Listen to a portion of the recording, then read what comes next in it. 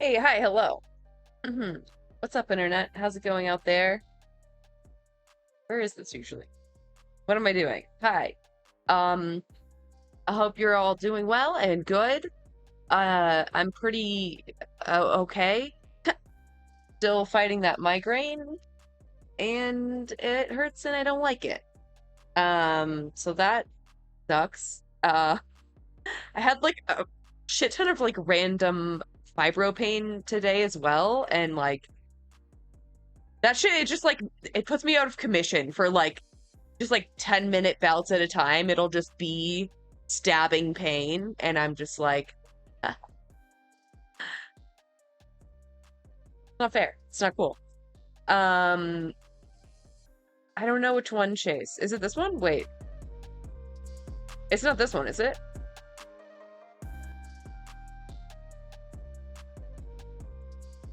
There's only like 8 tracks on here. So it'll be replaying shortly, and then I can tell you. Oh, this is the one? Okay. This is Vibes by Abdullah King. Abdullah.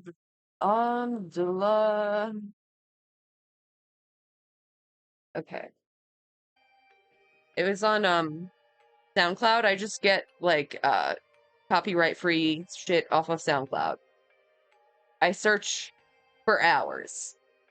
Hours and hours for a 30-second clip to put on my shorts. And that's like where these are from.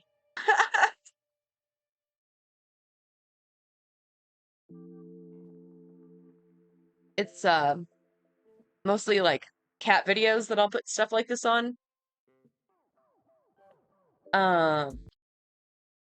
And it's good. I never have a problem, so it's fine. Like, YouTube doesn't really care. You can use anything. TikTok is fine too. But like Instagram and Facebook can be kind of weird, where they'll like claim your shit or whatever. Like, I don't know. Fucking, yeah, just like demonetize.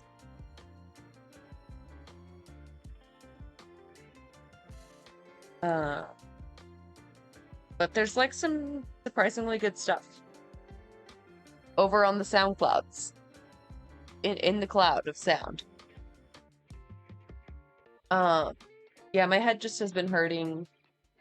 I got like a decent amount of editing done, like not nearly enough. I still have like 20 clips to go through the capitalism debate. So many clips. Oh, they're so good though. It's good.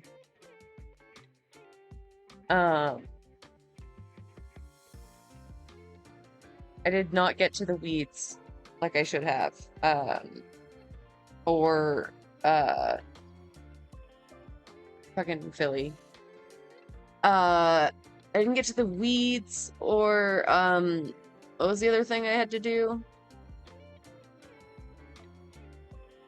Oh, I don't even remember.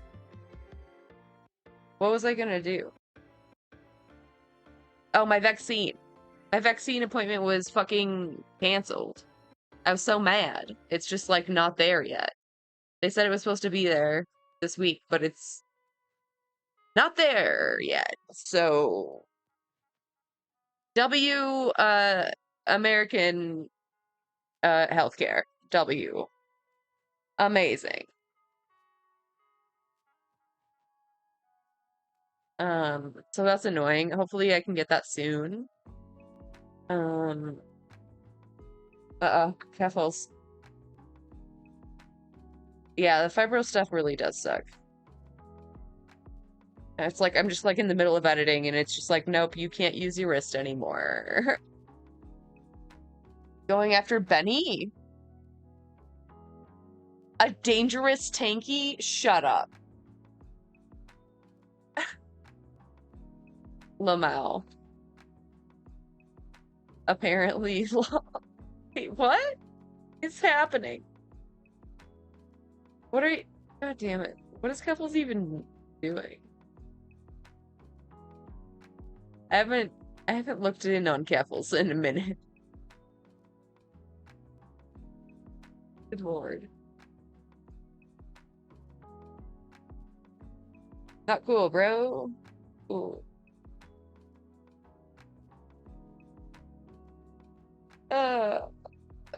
Like the word tanky, it's just it's so online. And it's also just that's not even if you're gonna use that word, like it doesn't apply to Benny. Like that's insane.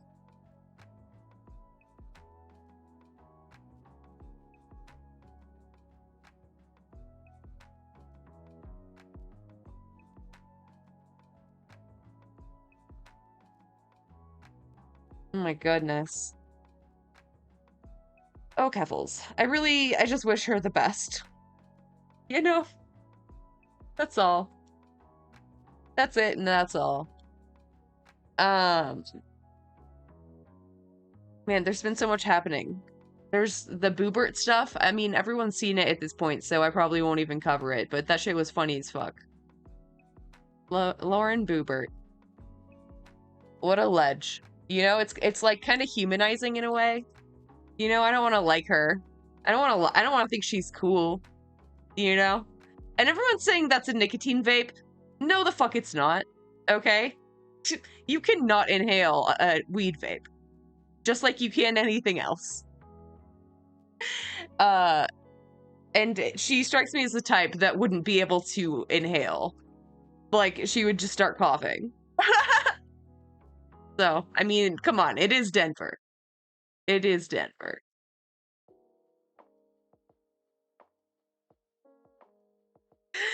And also the way she dumped him after she found out he was a Democrat. Really giving out a hand job on your first date in the theater when you don't even know his political affiliations. In this climate, I mean, honestly, what are we doing? I don't even think she really cared.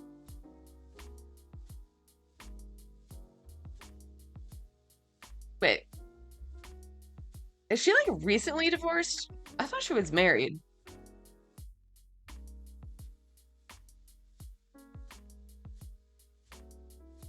Boobert.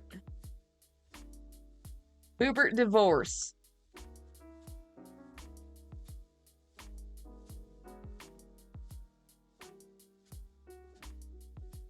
Three days ago.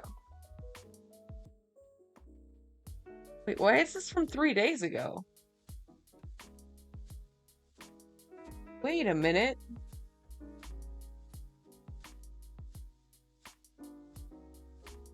Okay, yeah, in May. She's already back out there, man. She just announced it in May that she filed for divorce. Yo, that's wild. What a character. I wish she wasn't so fucking reprehensible. My queen. I don't believe in the patriarchy and so-called institutions of monogamy anyway, right? Family values, by the way. Unbelievable. Unbelievable. Gotta respect the family structure. You know what? Good for her. Good for her. Not letting the divorce get her down. MTG is definitely poly or something. Oh, for sure. For sure. There's something going on there. I think she said something about Bobert, right? She was like, "Oh, this is so gross" or something.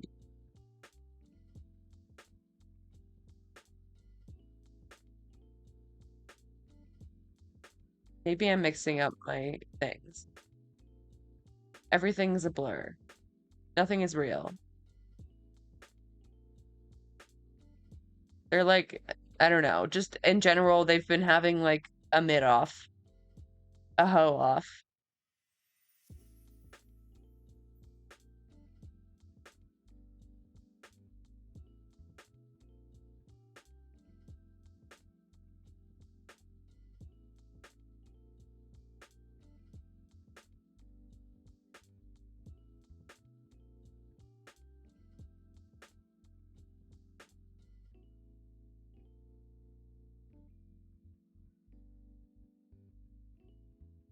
Yeah, maybe not.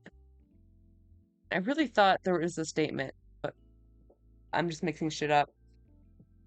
Anyway, fucking drama of Congress, the desperate housewives of Congress.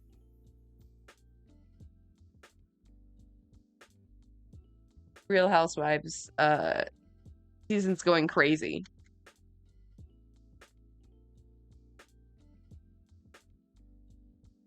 Oh yeah, there was this thing I was gonna talk about.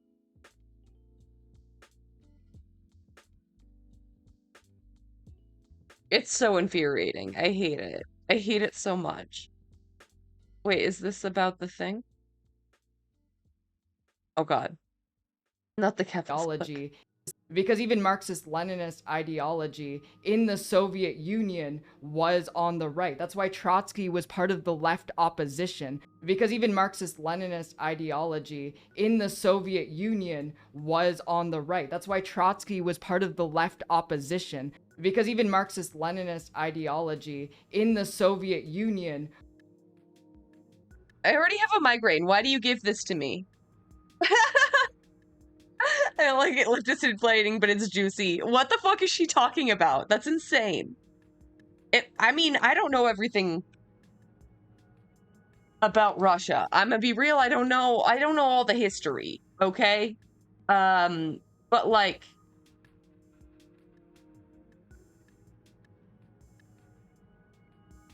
I just don't think that's right. I just don't think that's right.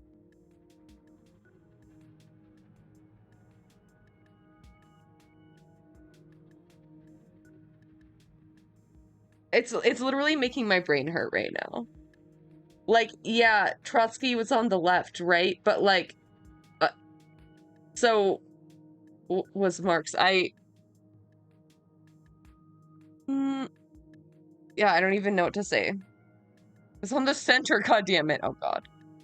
I'll just say anything, huh? Yeah. She used to be an ML. The grift is real. True. Going through communist state histories, but that is a silly one. Yes, Trotsky called Stalin the center of the far left. What? Trotsky called Stalin center of the far left. Huh?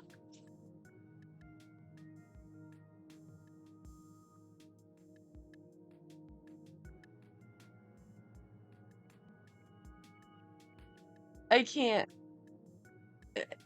It just the revisionism of the revisionism. The revisionception.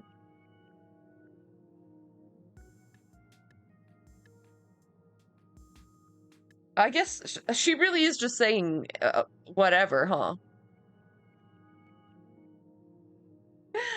Okay, Keffals. Alright. So this shit is just infuriating and disgusting. Trigger warning, Sneako. Fuck the woman! Fuck the woman! What? No, wait. We love women. We love women. We love women. But not We love women. not like transgenders. Yes, sir. We love everybody. No. All gays Yeah, should fuck die. These kids are what? Like fucking like 12?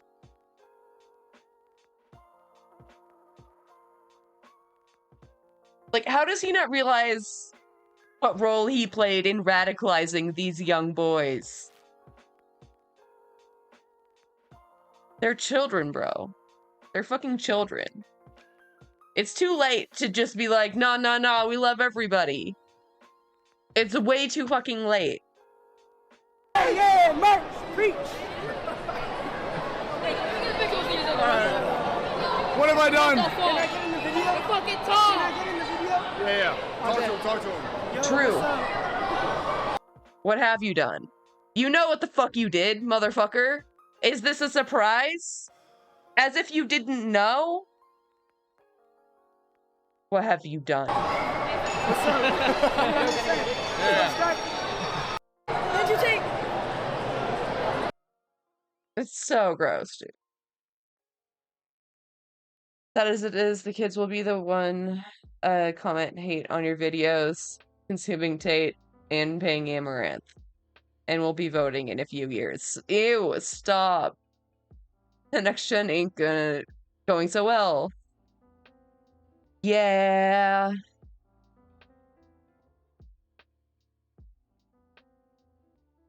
Yeah. I saw a study of Gen Alpha's like political leanings, and it's pretty much like split by gender. Like young girls are almost all like left leaning, boys are all like on the right. And that's interesting. Like I find that concerning and also strange. Like why? You know? I guess like partly like guys like Sneako, but like I think there's like more at play there.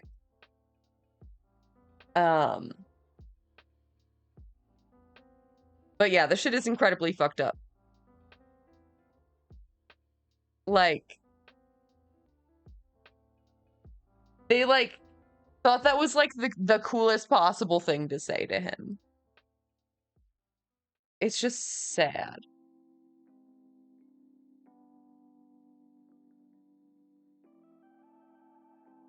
And he's just laughing at it, yeah. Oh no, what have I done?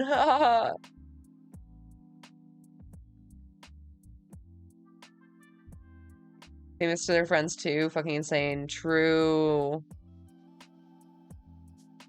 Like a perpetuating cycle. Look, it really is. Like he's like a mini Sneako right here. With the cap and everything. Bro. Man, I hate it.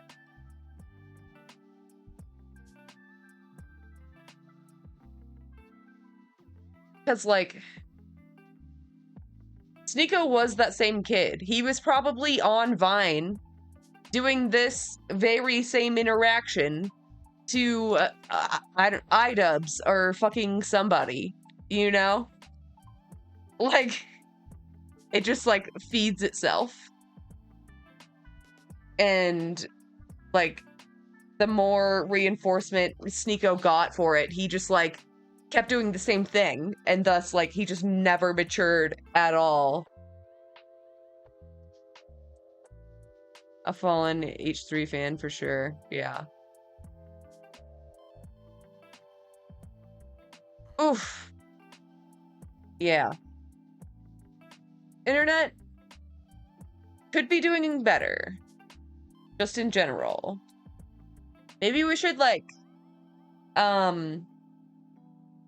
you know, limit internet hours. Like federally.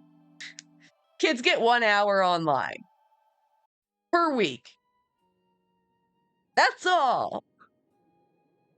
Cut them off. It really is. It's like unregulated, like cigarette advertisements or something. It's just like a substance that we like don't know how bad it is for us. Except like we kind of do. In a lot of ways. You know? I don't know. Who knows, man?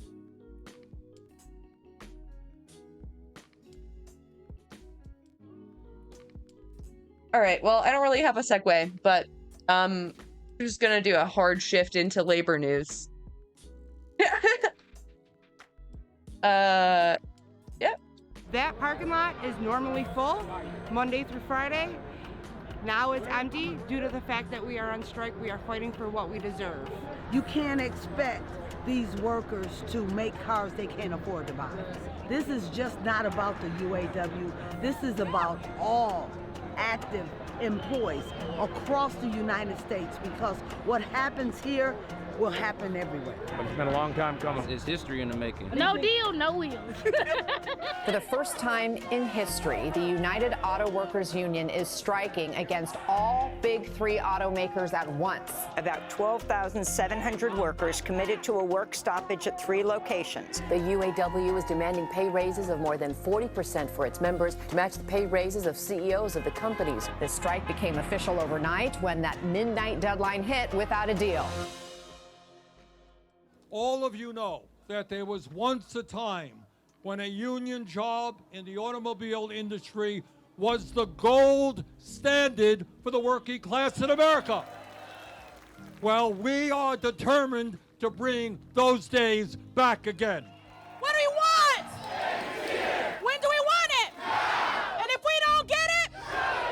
peers put one man higher than another, and it shouldn't be that way. Because you got two people that do the same job at the same time. Tier 1 gets to enjoy his family working 40 hours a week. The Tier 2 guy has to work 60 to 70 hours a week just to make the same amount of pay that you're close to the Tier 1 guy. He goes home at night, he can't even hold his baby no more because he can barely hold his hands. Spends time soaking in hot baths because he can barely move.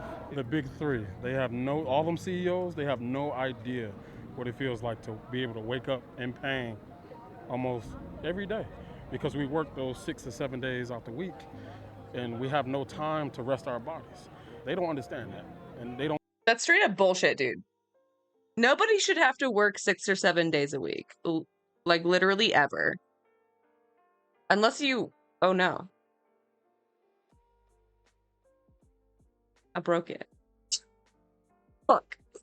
Unless you, like, want to, I guess, but, like, I think we should examine a culture that people want to do that, you know? You should have hobbies. You should have things that you want to do outside of work. Whether it's like your friends or family or whatever, your dog, something, any other thing. Don't get what it's like trying to figure out if you're going to be able to eat or put food on your family's table the next day. They don't get that at all. If we signed up for the UAW's request, instead of making money and distributing $75,000 in profit sharing in the last 10 years, we would have lost $15 billion and gone bankrupt by now. You've seen a 34% pay increase in your salary. You make almost... Bullshit. Dude's making $20 million a year. How are you going to go bankrupt? Huh? $30 million. Why should your workers not get the same type of pay increases that you're getting? We think we have a very competitive offer on the table, and that's why we want to get back there and get this done. Last year, these companies spent $9 billion not to improve the lives of their workers, but to pay for stock buybacks and dividends to make their wealthy stockholders even richer. Meanwhile, the average wage for American auto workers has decreased by 30% after adjusting for inflation. Do you want to know why you're out on strike right now? That's the reason. Without our labor, this country couldn't function. They say that we're asking for too much, but really it's the CEOs and the corporate leaders that are having too much. There's no reason that they should be making, 300-400 times more than what I make or what my union brothers and sisters make. Is your time really worth 300 or 400 times more? Do you really work 300 or 400 times harder than we do? No, you don't. Every human being wants to provide a better life for their family. That's what we work for. That's what we go to work every day for. So a 40% raise, that would finally make us feel like what we're doing is actually respected. Since 1948, COLA, the cost of living adjustment, has been part of every single UAW contract until 2009. You all took the biggest hit. Plant closures destroyed communities. You guys got rid of coal. You did everything you were supposed to do so you can keep them afloat. And now that you're all struggling, our retirees are struggling, now they want to turn their backs to you while they give themselves 300 to 4 times more in pay. They want to use scare tactics now, saying we're going to wreck the economy. In their economy, one of our workers would have to work 400 years to make what a CEO makes in 1 year. We're not going to wreck the economy. We're going to wreck their economy. I like how Shawn Fain is aggressive. The thing about Shawn Fain's leadership is he's accountable to the membership. He's the first UAW leader that was directly democratically elected by the membership. He's actually doing what the members want. He's taking our demands. They're not the president's demands, but the members' demands, and taking them to the companies. It's not just about him having a cushy job at Solidarity House or being a big-time union boss. It's about fighting for your members, and so I respect him for that. Walter Reuther, when he built the UAW back in the day, he worked hard to build a foundation combined by the big three that everybody wanted to work for. If you were a UAW auto worker, that was a dream job. Shawn's leading us back into that direction again. He's kind of like to me, like the big brother I need in order for somebody to lead me and help me grow more within the union with my union brothers and sisters. I'm prepared to fight to the end, and I hope everybody's ready, because I'm ready.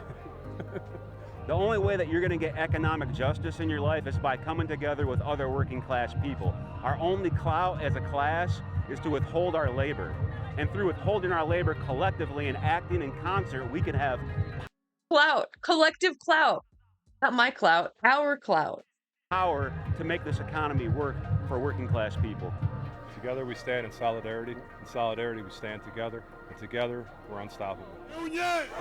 Union! Let's go. Thank you so much for watching our video. If you'd like to see more stories like this one, be sure to like and subscribe to the channel to get more. It's a good little hype up synopsis. You'll recall the other day we played that clip on Friday of the CEO of GM trying to justify her. I just want to get my sewing kit real quick so I can fix his hat. Her tens of millions of dollars of salary based upon, like, you know, why her salary was shot through the roof relative to worker salary. And she goes, well, mine's performance based. And again, a reminder, when a CEO says my salary is, or my compensation is performance based, what they're really saying is it's based upon the performance of the stock. That is not the same as the performance of the company if you were to measure it on any other type of metric that you would want.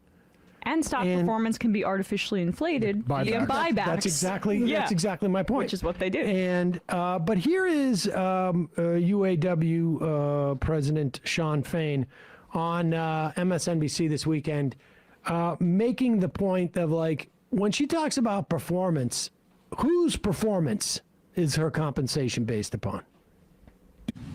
Well, I mean, to that point, Speaker Pelosi was on the show earlier today and made the point that the auto worker, the leaders of the big three automakers make in 1 month what your members make in an entire lifetime. You and the automakers met yesterday. How did those meetings go? And are you closer to reaching an agreement? Progress is slow, and I don't really want to say we're closer. Whose fault is that? We're meeting today. We're continuing to meet this afternoon, tomorrow, and we've been here every day. Like, They always want to, like, frame the questions like it's the union holding things up, you know? It's just, like, always anti-worker. I said, it's a shame that the companies didn't take our advice and get down to business from the beginning of bargaining back in mid-July. They did what they always do.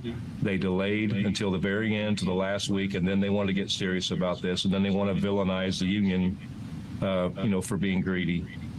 And, you know, I find it really pathetic to hear a couple of these CEOs, when they were asked about their 40% increases in the last 4 years, on top of their already excessive $1 million salaries, to say that they're paid for their performance.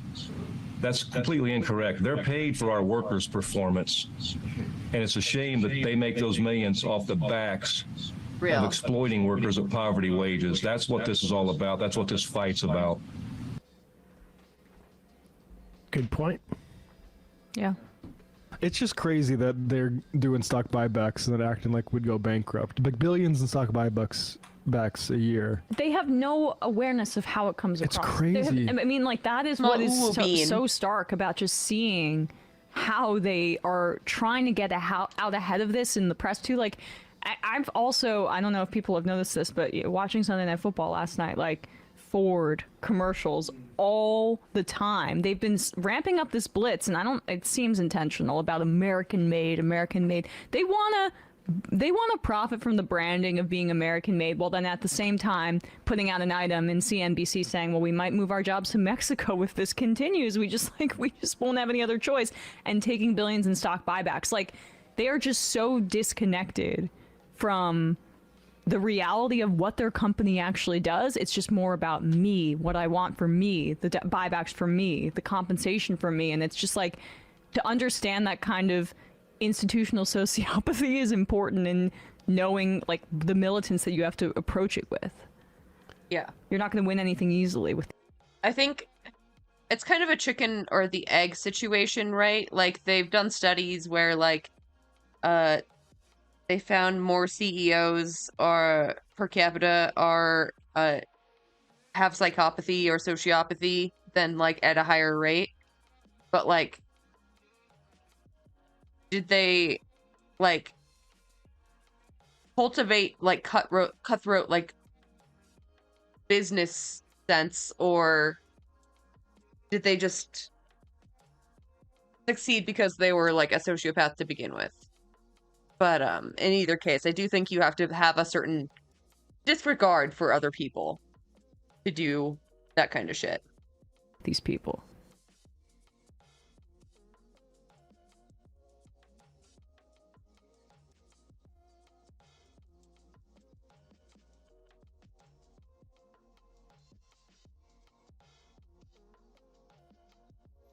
Talks in Hollywood are set to resume tomorrow. The WGA is expected to get back to the negotiating table with Hollywood producers as the stalemate drags on. KCAL News reporter Tina Patel is live in the Fairfax district with the very latest this morning. Tina, what's going on? A lot of people are waiting to see how these negotiations this week go, including comedian Bill Maher. He had originally planned to bring back his talk show Real Time here in Television City, but then he decided to change his mind, saying on social media yesterday, Nobody needs your stupid talk show. My decision to return to work was made when it seemed like nothing was happening and there was no end in sight to this strike. Now that both sides have agreed to go back to the negotiating table, I'm going to delay the return of Real Time for now and hope they can finally get this done. The Writers Guild had planned to picket outside Maher's show if he returned without writers. They did that when Drew Barrymore went back into production on her talk show last week, and Barrymore did change her mind. Another scab. Oh yeah, I never talked about Drew Barrymore scabbing. She's a scab. She did a little liberal response, like, I take responsibility and accountability, but I'm still gonna do it. And then she finally decided, oh yeah, maybe I should not do this. Hold. Writers have been picketing for months now, saying solidarity is important as they return to the negotiating table with the studios tomorrow. The Writers Guild not releasing many details about this latest round of negotiations, but we know from past negotiations that the union's been holding the line on issues like higher pay and residuals, as well as assurances on the use of artificial intelligence. We talked to some writers and actors on the picket line about why that is so important.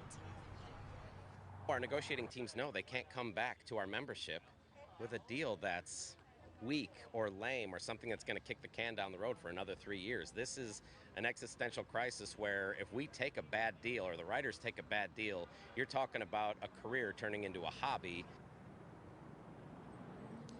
Now, some of the people on the picket line tell me that they are optimistic about this return to negotiations. Others say they've been burned before and they're not going to get their hopes up just yet.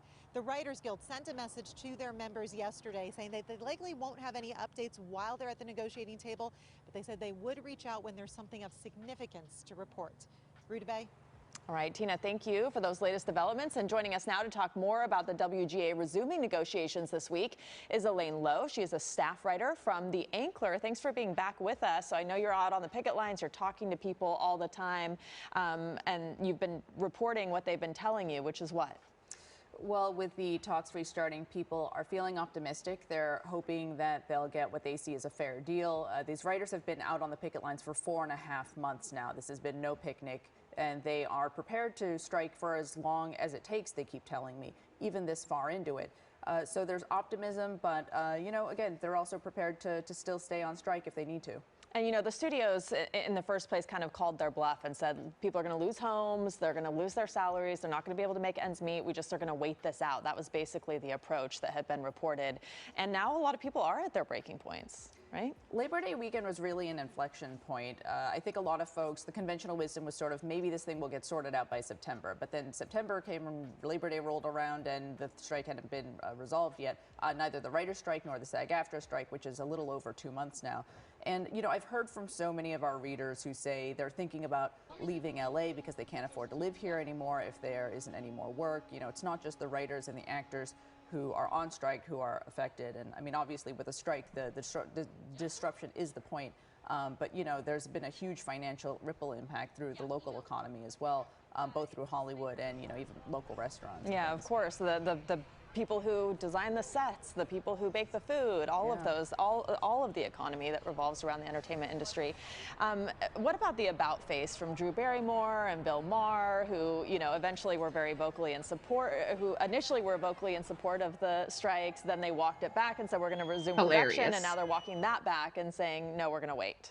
Well, in Bill Maher's case, I think the statement that he released said something like that he didn't realize that the strikes, that the talks were going to resume, and now that the strike, you know, might be reaching a different inflection point, he's going to hit pause. There is some skepticism around that statement, given the public outcry. Oh, he didn't realize how strikes work. Over talk shows resuming. And the thing with these talk shows is talk show hosts are covered under a different contract that SAG-AFTRA actors are currently on strike for. You know, it's network code, it's something that's been negotiated separately. But these are WGA signatory shows, which means that they employ guild writers. And so when they're going back without these writers, and also, you know, say they're not using quote unquote literary material. But, you know, the Guild's position is that anything, whether it's a cue card or a teleprompter or interview questions, constitutes writing, which means that, you know, it's considered struck work to work on a talk show. Is it possible that either the actors or writers come to a deal and then the other ones continue to strike, or you think when one deal is reached, both will be Well, the reached? writers have indicated that even after they come to a deal, that they're essentially going to wait until SAG-AFTRA also comes to a deal for their TV and theatrical contract before everything, you know, gets back into gear. And, you know, with the way production is, the production cycles are, if things don't really get back into production, you know, or if the industry doesn't really start wearing back up around like October or November, that pushes production further out, past January, past the new year, and that really impacts the rest of the broadcast network season. All right, viewers are already starting to notice with the lack of their shows. Elaine, thanks for being here. Continue your great reporting. Spoke to David Dayan on Friday. In part, we were talking about the UAW strike. And just before we went on air, Joe Biden spoke at the White House on Friday and addressed the UAW's decision for some of its members to go on strike. Here is that clip. Auto companies have seen record profits, including the last few years, because of the extraordinary skill and sacrifices of the UAW workers. But those record profits have not been shared fairly, in my view, with those workers. Just as the Treasury Department has released a report pointing out that the most comprehensive report ever dealing with how unions are good for both union workers and non-union workers and the overall economy. Unions raise workers' wages, they said, incomes, increase home ownership, increase retirement savings, increase access to critical benefits like sick leave and child care, and reduce inequality, all of which strengthen our economy for all workers. That's because unions raise standards across the workplaces and entire industries, pushing up wages and strengthening benefits for everyone. That's why strong unions are critical to a growing economy, and growing from the middle out, the bottom up, not the top down. That's especially true as we transition to a clean energy future, which we're in the process of doing. So there you have it. There were reports that, you know, Biden had spoke to Fein and was trying to protect some of those EV plants, and that is in some of what may be behind the selected car manufacturers, but we shall see. They were back at the table yesterday. Stocks, the car manufacturers' stocks have dropped, which of course is the most important thing in the world to them. They care about nothing else. Well, that's how they're. That's how that is.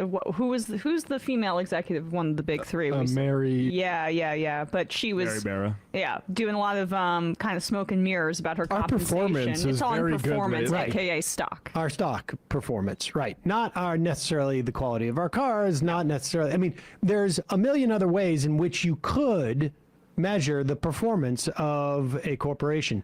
In a week or two, we were scheduled to have him on next Monday, but it's Yom Kippur. Bill Lazonic will be on, and if you go back and listen to any of the interviews I've done with Bill Lazonic over the years, he outlines essentially how a combination of the rollback on allowing stock buybacks by the Reagan administration, something that was illegal prior to then just became a practice. The combination of the dropping the capital gains tax, significantly lower wage taxes, and a Clinton-era change in the tax code that also made it more beneficial to pay executives through stocks, basically created a misaligned incentive between those people who see the corporation as functioning within the context of a community for the function of the people who work there as well as the shareholders, to something that is basically just an enterprise that is like a side bet. It's wild. It's a cottage industry where the C-suite and the board of directors operate in what's their best interests, and sometimes that aligns with what's in best interest of the corporation, but not necessarily. We're going to take this profit and instead of, giving it to research and development or our workers, we're going to buy stocks. Enrich ourselves. To billions of dollars, driving up our stock price. It also artificially... It's crazy. The secondary part is that it artificially inflates the stock price as well, and that also makes it so that, the C-suite, the executives, are even further untethered from, the material production of these goods on the floor, because it's just we're talking about two different ball games at this point. I just also want to point out that Biden saying that, we should note that Sean Fain has still, and the UAW, withheld their endorsement of Biden in 2024, and it's just something to monitor, that they're making clear that they want more from him in exchange for that endorsement. And I think it's a good move. Yeah, Fain had a statement saying, appreciate the words with regard to record profit should be a record contract, but also make it clear that we've been at the table, and it's been the management that has not been at the table. Broken promises ever since the crash. Here's a second clip from Biden.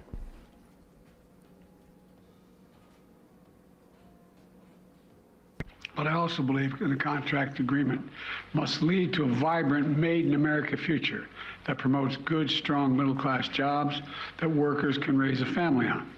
Where the UAW remains at the heart of our auto economy, and where the big three companies continue to lead in innovation, excellence, quality, and leadership. Last night, after negotiations broke down, the UAW announced a targeted strike at a few big three auto plants. Let's be clear. No one wants a strike. Say it again, no one wants a strike.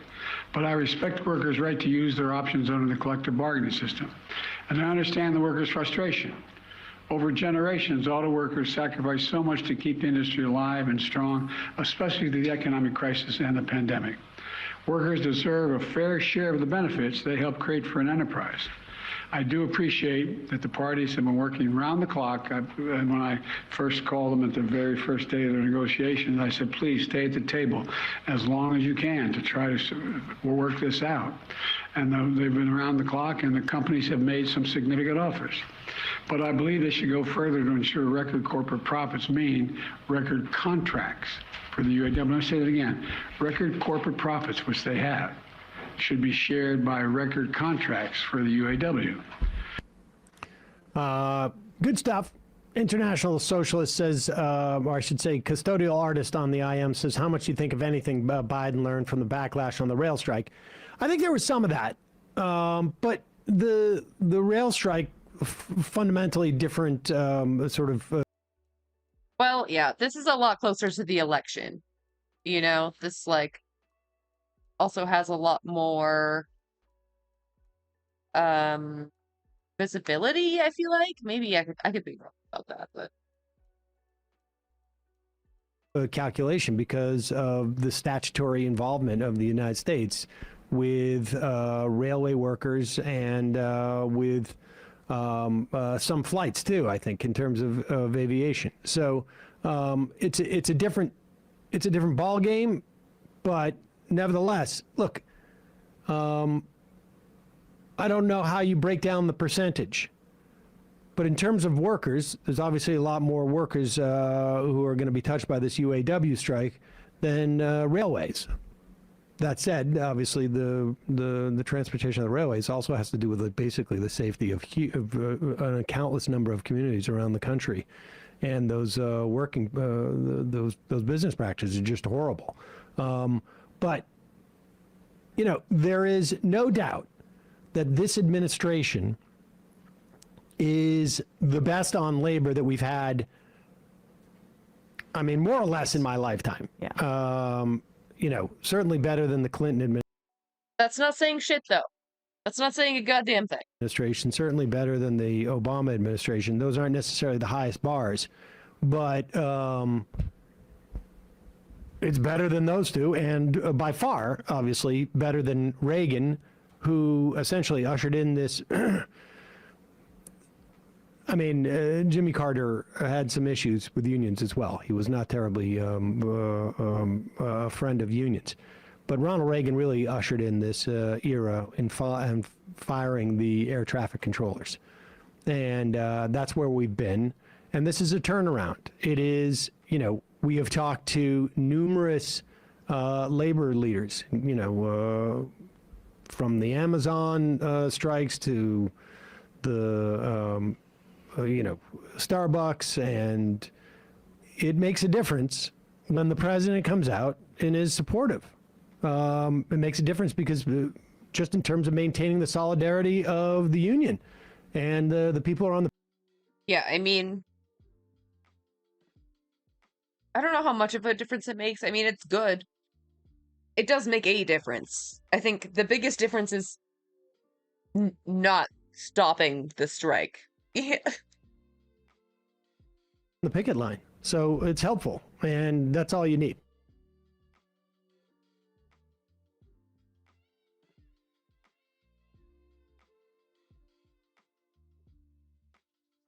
The UAW's contract expires with the big three automakers, Stellantis, GM, Ford, at 11:59 p.m. tonight. So when the clock strikes midnight, and if there is no agreement that is agreed upon, 150,000 auto workers are on the verge of striking. And we've talked about this at length on the show before, but for everybody that is just catching up, at issue are a variety of things. But the heart of it is this thing called COLA, cost of living adjustments.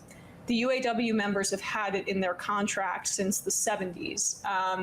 And during the Great Recession, the financial collapse, in order to keep these companies afloat, and I think for a lot of these workers, for them to keep their jobs, they made sacrifices.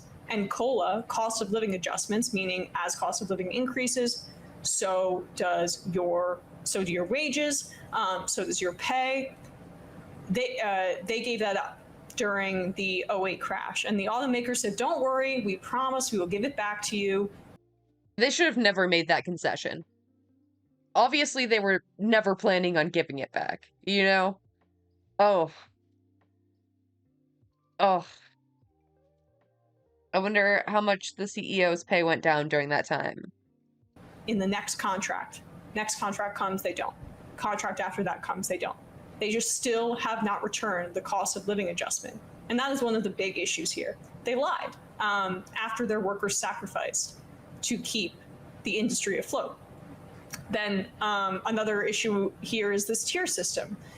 Newer workers are doing the same work for lower wages, and they're on this lower track of benefits that workers who have worked there for longer have. And the newer workers are in this different tier, and based on their contract, they're unable to access those same benefits. So it's about providing benefits across the board and not dividing the workforce in such a way which creates division, and that's part of why they do it.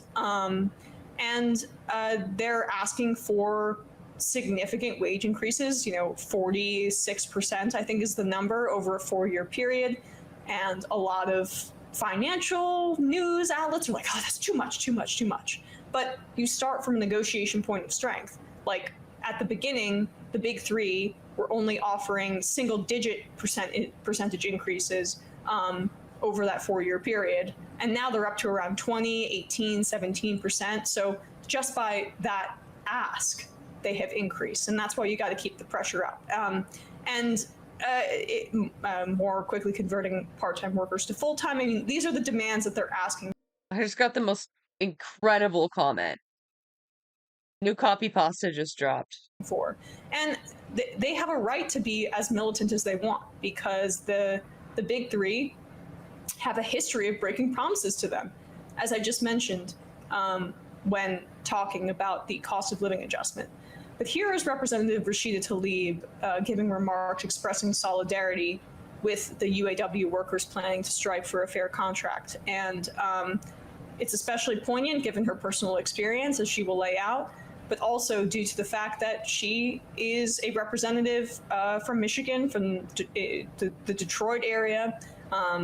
This is near and dear to her heart, and to the people that she represents hearts as well. Mr. Speaker, I am the proud daughter of the UAW. My family knew the power of being part of a union family.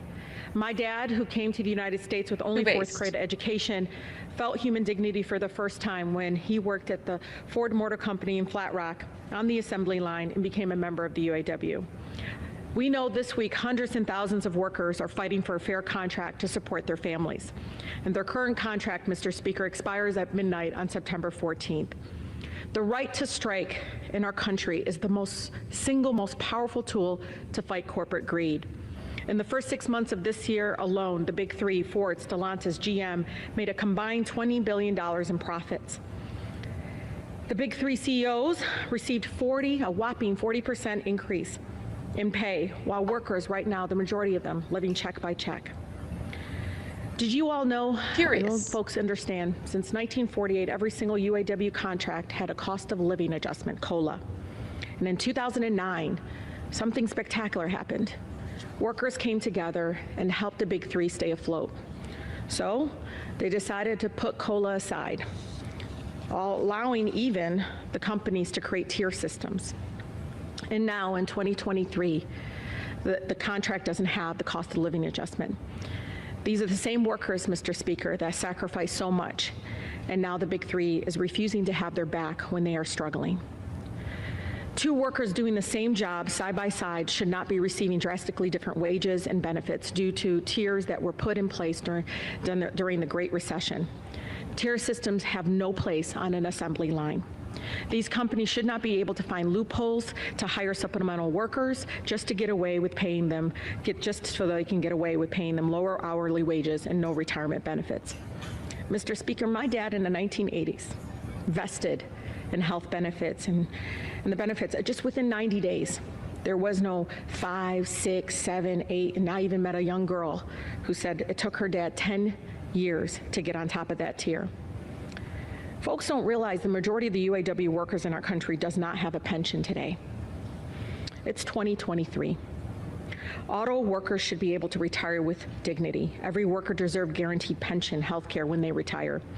The big three needs to value their own workers more than they value the profits and their own CEO pay increases. They need to do what's right. They have record profits, and that should result in record contracts. They do have record profits, as she mentioned there. GM, Ford, Stellantis have okayed $5 billion in stock buybacks in the last year. $5 billion in stock buybacks. And that's not providing any value to anybody except for the people who already own an insane amount of that stock. And that's for the CEOs and the executives at these companies. And then they'll still claim that they don't have the ability to pay their workforce. They'll threaten in public to send jobs overseas to Mexico, all while benefiting from the branding. And Stellantis is Fiat Chrysler, they merge, but they still, based on like their public facing brands, have this association with being American made. You want to be American made? Pay the fucking price, bitch. You shouldn't be able to just go overseas and pay somebody less. Like, that's not a sustainable solution, and is like obviously unethical. with American unions, pay American workers, pay your workforce. So it just is as clear as day what should be happening here. And this is an enormous moment. Sean Fain has not reneged on his aggressive posture, and it is appropriate in this time. Why would any of the rank and file or leadership in the union trust what the big three have to say in this instance based on their history of broken promises? And it's not just that. That's a lesson to anybody in a union dealing with management. You ask for more and you use your power to get what you want. So it is immensely important what we're seeing right here. We will have more details about what the strike entails as the hours and days pass. What is that? It's a comment I just got on Instagram. I think it's just funny as a copy pasta. Standalone. If a strike does happen, although it seems quite likely at this point, and there has been a plan for how to execute it in a systematic way that we can get into once tomorrow. Once we reach tomorrow and we have official word on this, but this is a historic. Literally insane. I can't even tell if this was written by a human or a bot trying to impersonate a chud. You know, I can't tell. It's just one run-on sentence. Moment. And as always, solidarity with all the striking workers and all the unions across this country, the UAW, especially in this moment.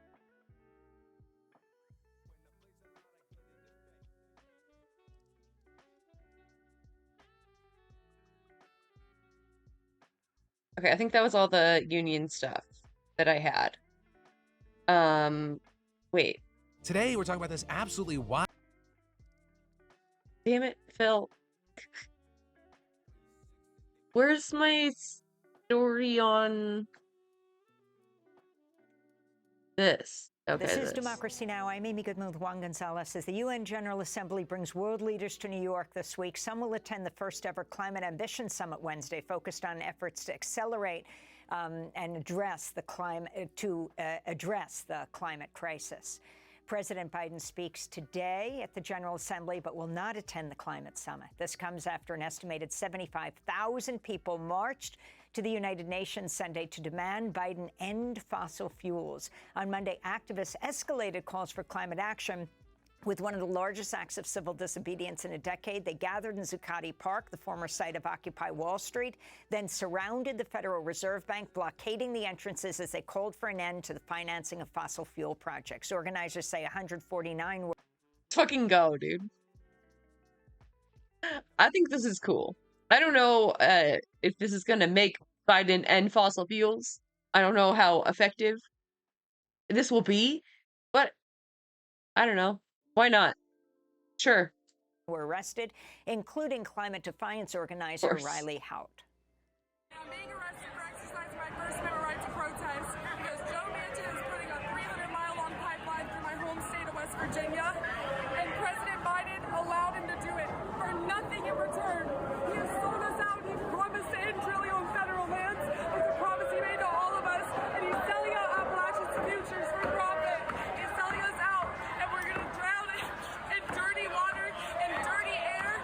This comes as climate protests targeted Citibank and AIG last week for funding fossil fuel projects, and today focus on Bank of America, which the Rainforest Action Network says has poured $279 billion into the fossil fuel industry since the 2015 Paris Agreement to reduce global greenhouse gas emissions. For more, we're joined by Renato Pumarol, organizer with Climate Defenders, one of the groups that's been planning this week's climate change direct action in New York, and Elise Nascimento, the campaign director at New York Communities for Change. She was arrested during the protest Monday at the Federal Reserve. We welcome you both. Elise, let's start with you. Talk about why you got arrested yesterday. Talk about the Federal Reserve here in New York. Thank you, Amy. First, thank you so much for having me. Unlike many of my colleagues who blocked the doors yesterday to the Federal Reserve and put their bodies on the line, I was actually not planning to be arrested. I simply grabbed a bullhorn and I contextualized where we were as a number of our colleagues were getting arrested, and I called out the Fed for its responsibility to regulate climate risk as financial risk, and also the responsibility of our elected officials, especially Democrats and financial regulators, and their utter failure in this time of crisis. And the police told me that I could not use a bullhorn, in spite of the fact that we were all using bullhorns, and that if I continued on speaking out, that they would arrest me. And I continued on speaking out because that's fascism for you.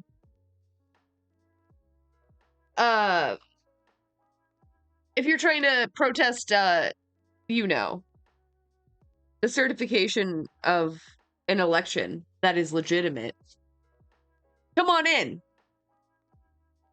The cops will actually protest with you. But, something like the environment, no, you're a public disruption, actually. Public disturbance. Fucking classic. As it's important, and then they proceeded to arrest me. So it came as a surprise, but at the same time, it's what, we're really trying to bring the urgency of the crisis to the folks who are responsible for it. And the Fed is really failing in its role, not just its role, but really its duty and responsibility to make sure that banks are no longer financing new fossil fuel infrastructure. I'd like to bring Renata Pumarol into the conversation. Renata, you were participated in the protest. The recent protests have targeted financial institutions like Citibank and BlackRock. Why them? Well, why them? Are you serious? Why them? BlackRock and Citibank are one of the biggest funders of fossil fuels. Citibank is actually the second largest fossil fuel financier in the world and has poured over $333 billion into fossil fuels, and therefore are complicit in the climate chaos that we are experiencing. Your audience know that, climate chaos is not in some distant future. We are facing unprecedented heat waves and floods and fires that have killed tens of thousands of people, and it will only get worse if we do not stop the fossil fuel industry. And the only way to stop the fossil fuel industry is to stop the financing of fossil fuels. And that's why this week, hundreds of activists targeted the financiers of fossil fuels like BlackRock, like KKR, and Citibank, and today Bank of America. These are the people who are funding the pipelines that are destroying indigenous communities and threatening our water. They are the ones who are funding petrochemical facilities in Black and brown communities and causing high rates of cancer and of asthma. And they are ultimately responsible for climate change and climate chaos that is threatening our existence and are threatening, a livable future. And could you talk about how your own relatives in Northeast Brazil are being impacted by the climate catastrophe? So actually, I think this question is meant for Alici, who is from Brazil. I'm from Dominican Republic. No worries. I'm from the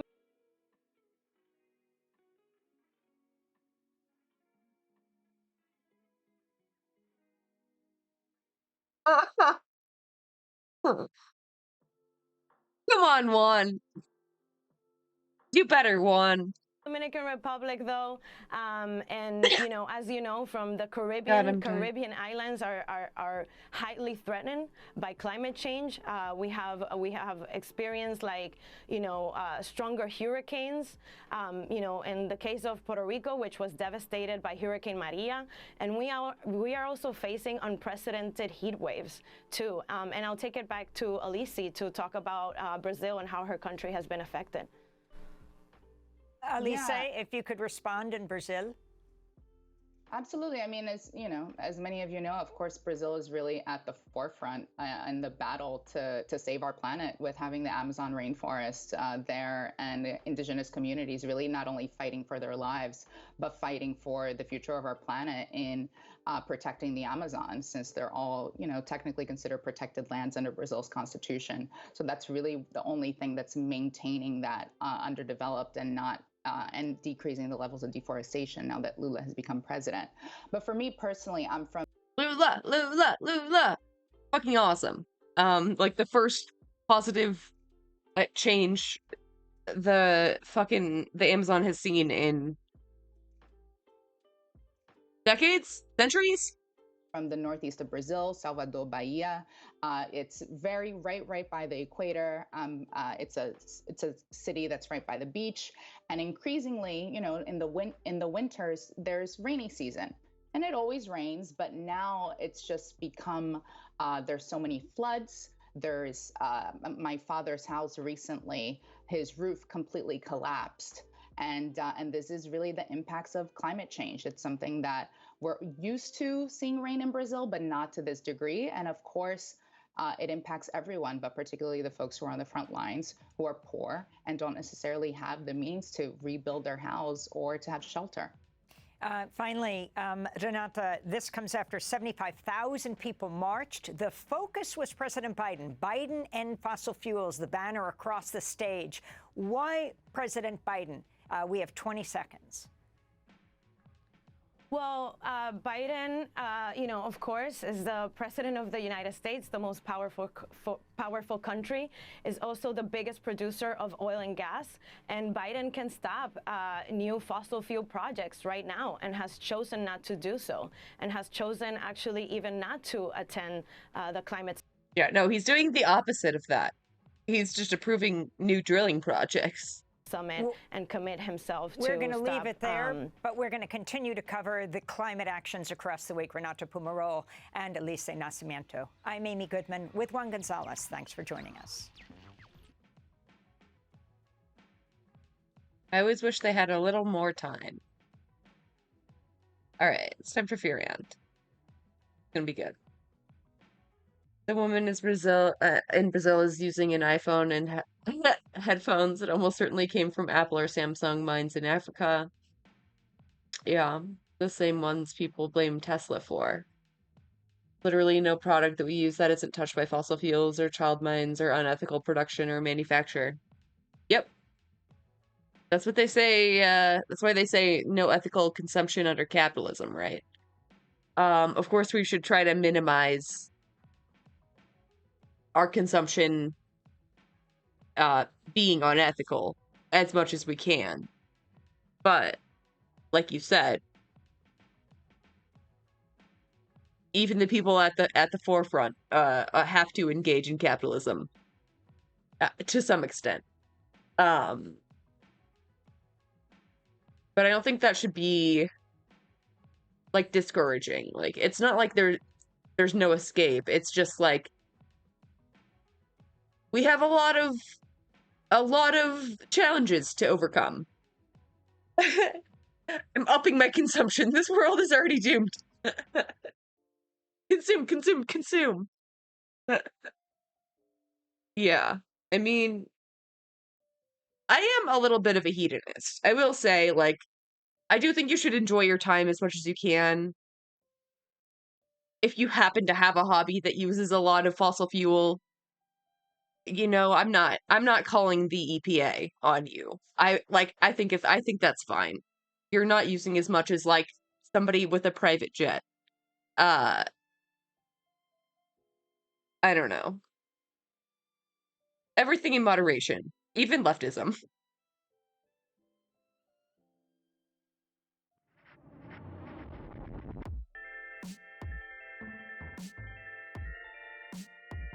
What if my hobby is huffing fossil fuel? Hey, I mean, you know, to each their own. I wouldn't recommend that because it's like super bad for your brain cells and stuff, but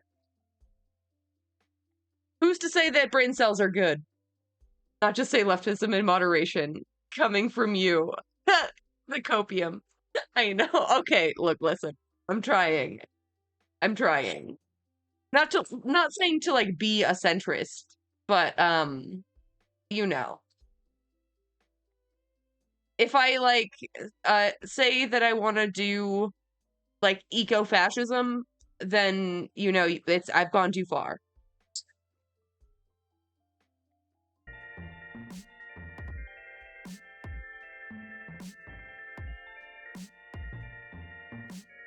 Meow.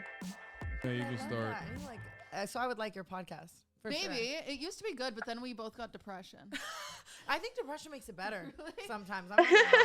The more we've been on and we've just been Oh, this is gonna be such tea. like, so I hate everything. I'm not kidding you. That's Brooke and I are kind of in the same boat. You know what I mean? But sometimes those spikes of mental illness create for amazing content. Oh yeah, so absolutely. use it until no. I'm kidding.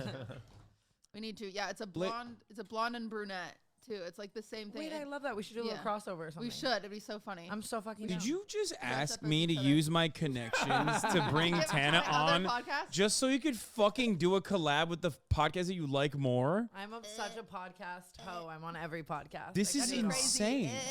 You are worse to me than your boyfriend, okay? My boyfriend is not. My boyfriend is good to you. No, he's not. This morning we were supposed to play basketball, okay? Am I and sensing then some jealousy here? Yeah, yes, problem. yes, I am very jealous that that Cutie has a podcast that she likes more. Okay. Her other podcast, which is lame because there's two women. It's like everybody knows you need one. No, zero. We have permanent. two. You know, Yeah. like, get back in the Ideally, yeah. No, women be talking. kitchen. But you there's know a what I lot mean? of. I agree. Oh my God! Thank Yeah, you. it's Finally, just like, someone's saying it. Why women shouldn't have microphones? It's like, you know, it's Tana's like turkey here. or ham on the Yeah. sandwich. Like that's where we're at. This is like 98% of podcasts. What you're saying. Absolutely.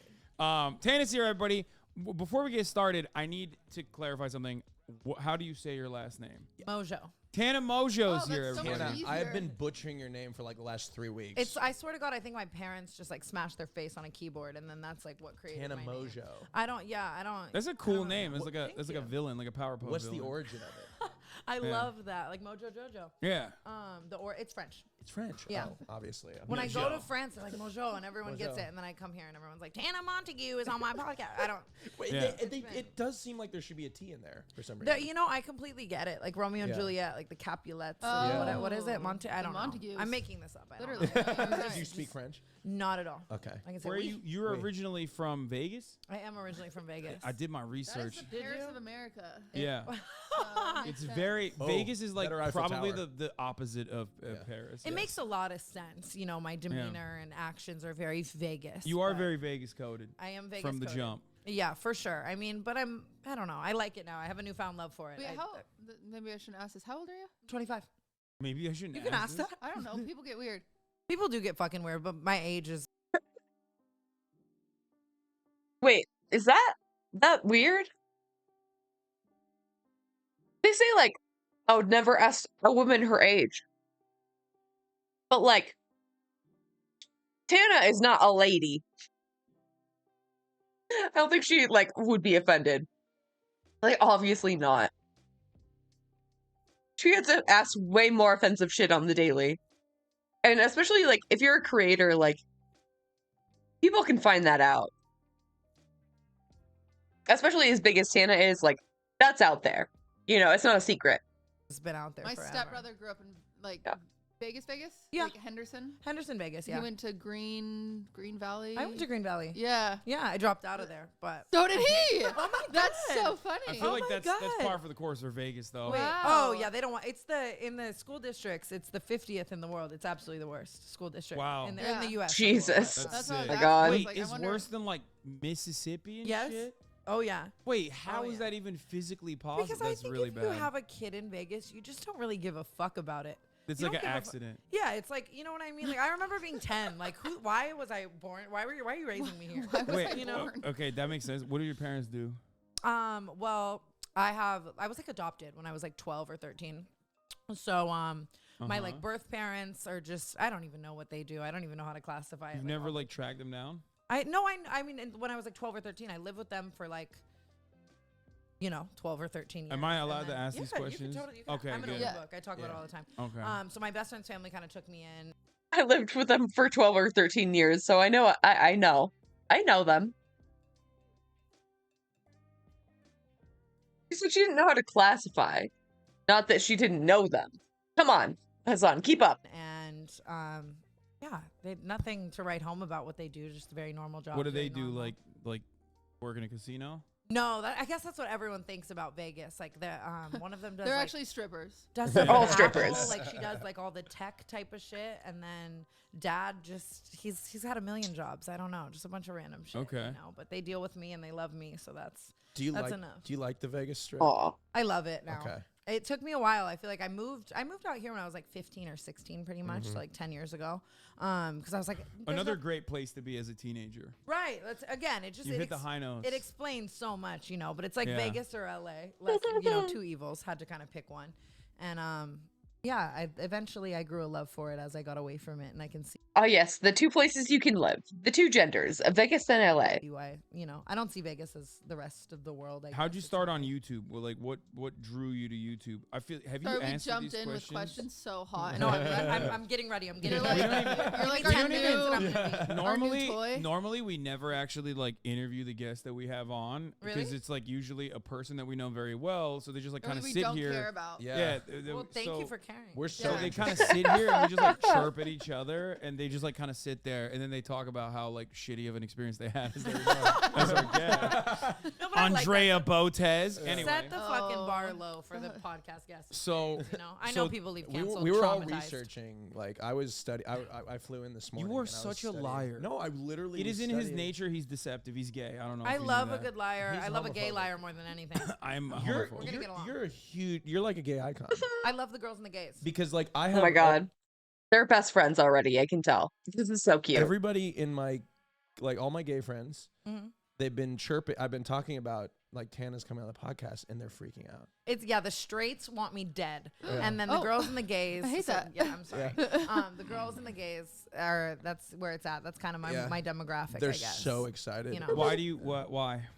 I don't know, because I talk about You know why? things I think that interest the girls and the gays, things of no substance. Drama. Yeah, drama. Yay. Messiness. Straight man hatred, which I don't want to say in your house. I You don't can't. say No, it. no. I we say it right we say it all the time. Some are okay. I don't know you. Let's You shit on might- straight you men. might be- No, we're straight men are bad. We're bad. He's the worst. So true. He's Yeah, a we're closet trash. Taylor Swift fan. Wait, and then what? No, I'm not. I'm yes, you are. staying in solidarity with John Mayer. 100. He's the biggest closet Taylor Swift fan, My and good then he friend John projects Mayer. onto me to like gossip about Taylor Swift. But when he just really, really he wants just to. loves her. I He loves her. am a defender of John Mayer.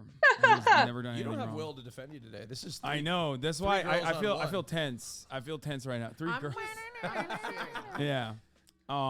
We like to have a diversity of opinion here and Yeah. diversity of background. That's why we have a token gay and a token woman. Yeah, that makes sense. Yeah. I love that for you. Yeah. I do It love is that true. for you. But this is not. I should not be the center of attention here. You are our guest. Let's get back to. I'm interested in learning, though. I can't lie. I never go on podcasts without knowing anything that happens on them, and this is like, we're both flying blind. yeah, like I'm straight. I just jumped into the water, and I'm gonna see I if I think sink or swim. I literally asked you to come on by way of Jeff Yeah. because Cutie was like, "Oh, I want to have Tana on," Yeah. not fucking realizing that it was just so that she could do a ploy to have No. you on her favorite podcast, the other ploy. one. It wasn't a ploy. I thought a lot of people compare our podcast because we used to talk shit before we got depressed. We would just my podcast name is Wine About It, and so we drink wine and talk shit. Wait, I love that. Yeah. I And will come whine about everything. The best. Not relevant enough for you. That's man. not how I. That's not how I That's so roll. nice That's not my of you. vibes. She's like, "I'm on here." No. I'm a No. podcast whore. Like if I love to Okay. go on Aw. everyone's podcast, and like if I vibe, I catch a vibe, and I love to complain. Like Tana's like actually so sweet. Like so nice to everybody. Like she'll go fucking shoot the shit with H3 or like literally anyone. Like I don't know. She's not like the greatest person, but she does seem kind of sweet. I love. I whine about love it. complaining. Complaining is so fucking therapeutic. I like. favorite. I like Same. complaining more than sex most days. You know. Yeah. Same. It's freeing. It's freeing. It feels good. People look at it so negatively, but I think it's Do you ever complain about sex? Of course. Is that like your number one thing? Like, it's like the best of both worlds. Lately, my thing has been like if I have bad sex with someone, just being so real with them about it, like getting constructive. Like you know what I mean? God Like, damn. You got dick notes. Yeah. Let's go. Exactly. It's like because I feel like girls just lie about it. They suppress it. They're like, it was so good. Give us the. No, yeah, that's so much better. That's so much better. You got to be honest.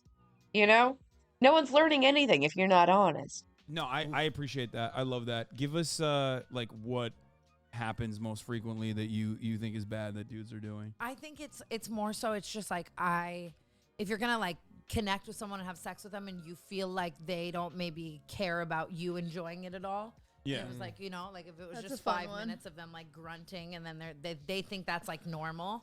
It's like you think your whole life. What are big dues for you? Like definite dues.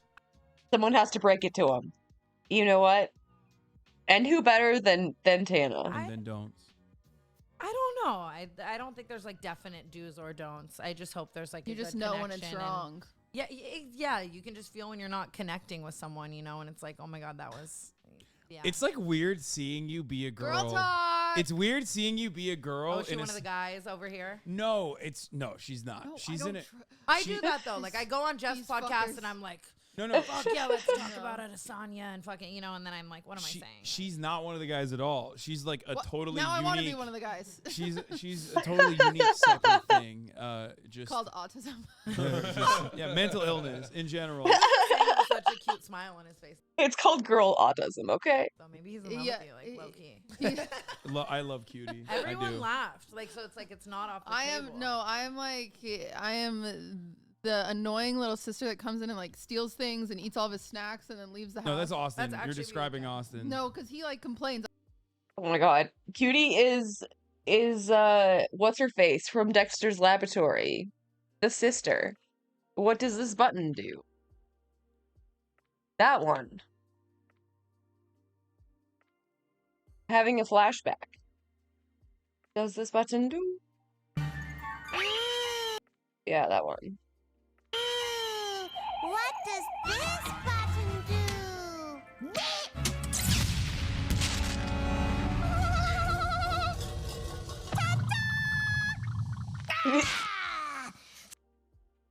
Literally Cutie. I don't complain. I take what I can get. Yeah, I complain. Well, like Hassan does offer me shelter sometimes. That's really nice. Yeah. But do you think it's like a power play though? He's offering you shelter so that he has control over you. Kind of. That is so sociopathic. That was Why would I such do a good that? jump. No, like I never thought about it. Or I'm just a nice person. I know What those the are just hard to fuck? come by out here, dude. They're Tanner, like I've never thought about it that way, but like I'm starting to think that's probably it. It's just, good person is a unicorn in this city. I'm Yeah. starting to think that's probably it. I think he's trying to take advantage of me. That's kind of hot. Take though. advantage Might be into it. of you. Hey, yo. In what capacity? I mean, he's trying Go to, through he wants it. me for my money. That's what I want. Yeah, that's hot. Yeah. Is that what's going on? Yeah, totally. No. Real. He knows Hassan has been trying to get at me for a long time. He's not my type. Oh my god, that sucks. Sorry, but we love a slow burn. Are you nicotine gum? I am a nicotine gum boy. Talk to me about this. Are you trying to quit or? You're No, just I already straight up- did years ago, but I still chew nicotine gum nonstop. What is it like? I'm kind of like debating if I go down. want and- some? Try it if you want. But what if it like, dude? The There you things go. I'll put in my body, and then I'm like, what's in it though? Like about nicotine gum. I don't know. I just Yeah. bought nicotine patches. The Vegas. It's good. in It's me. from the earth. What's the craziest thing you put in It's your body? healthy. Oh, that's a horrible question. With Say a it like scroll that. of I hate answers. that you said it like that. I don't even know where to begin there. Okay. I'd have to get my scroll. It's a But- horrible question because it's offensive. No.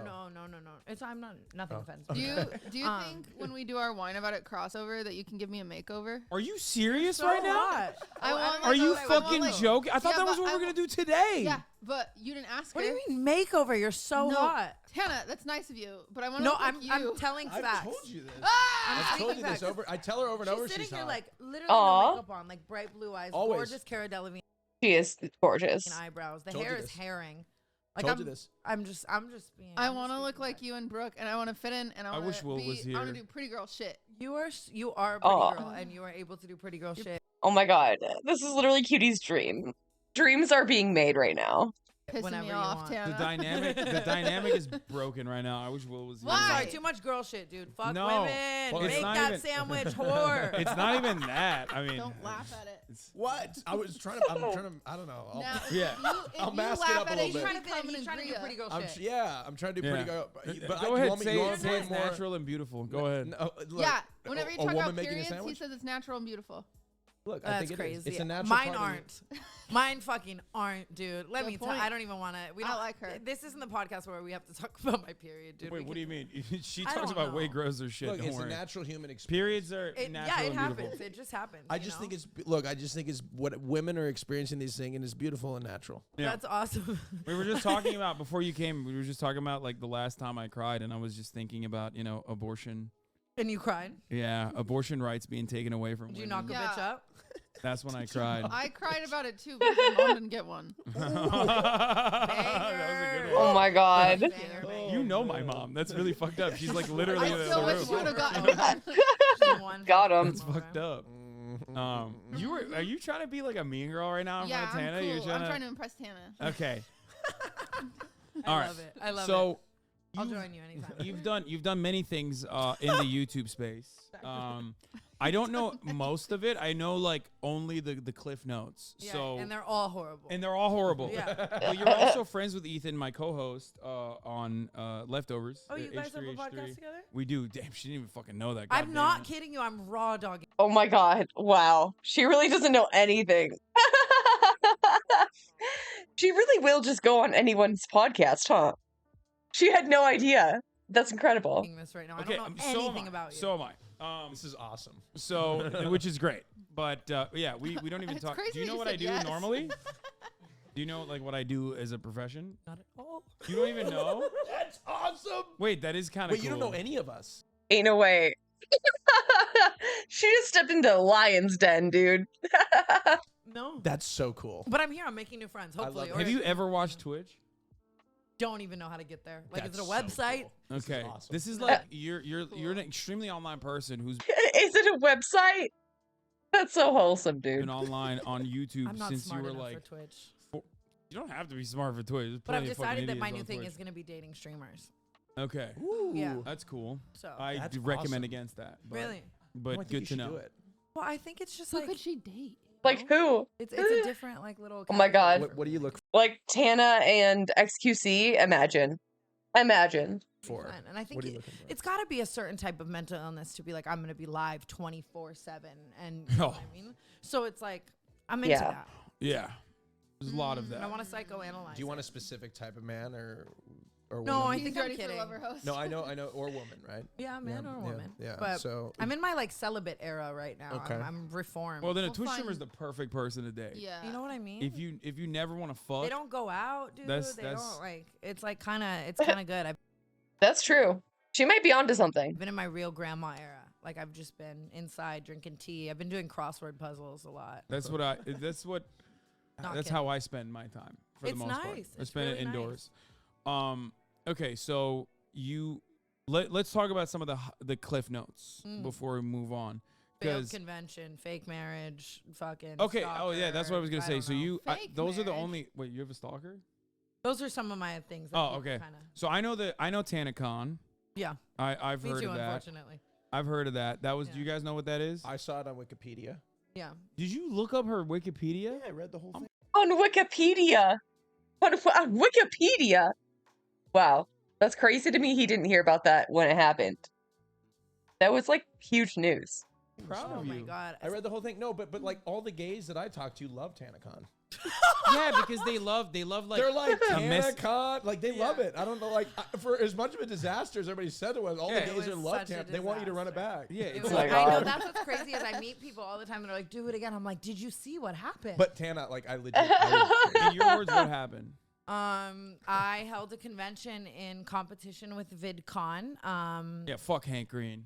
Dude, and what did he do? You know, he Yeah. didn't do anything. Yeah. I was more frustrated with like, I don't know, other people, not Hank Green himself. But I'm frustrated with Hank Green. Are you? Fuck Did that he- guy. Did he also write the books?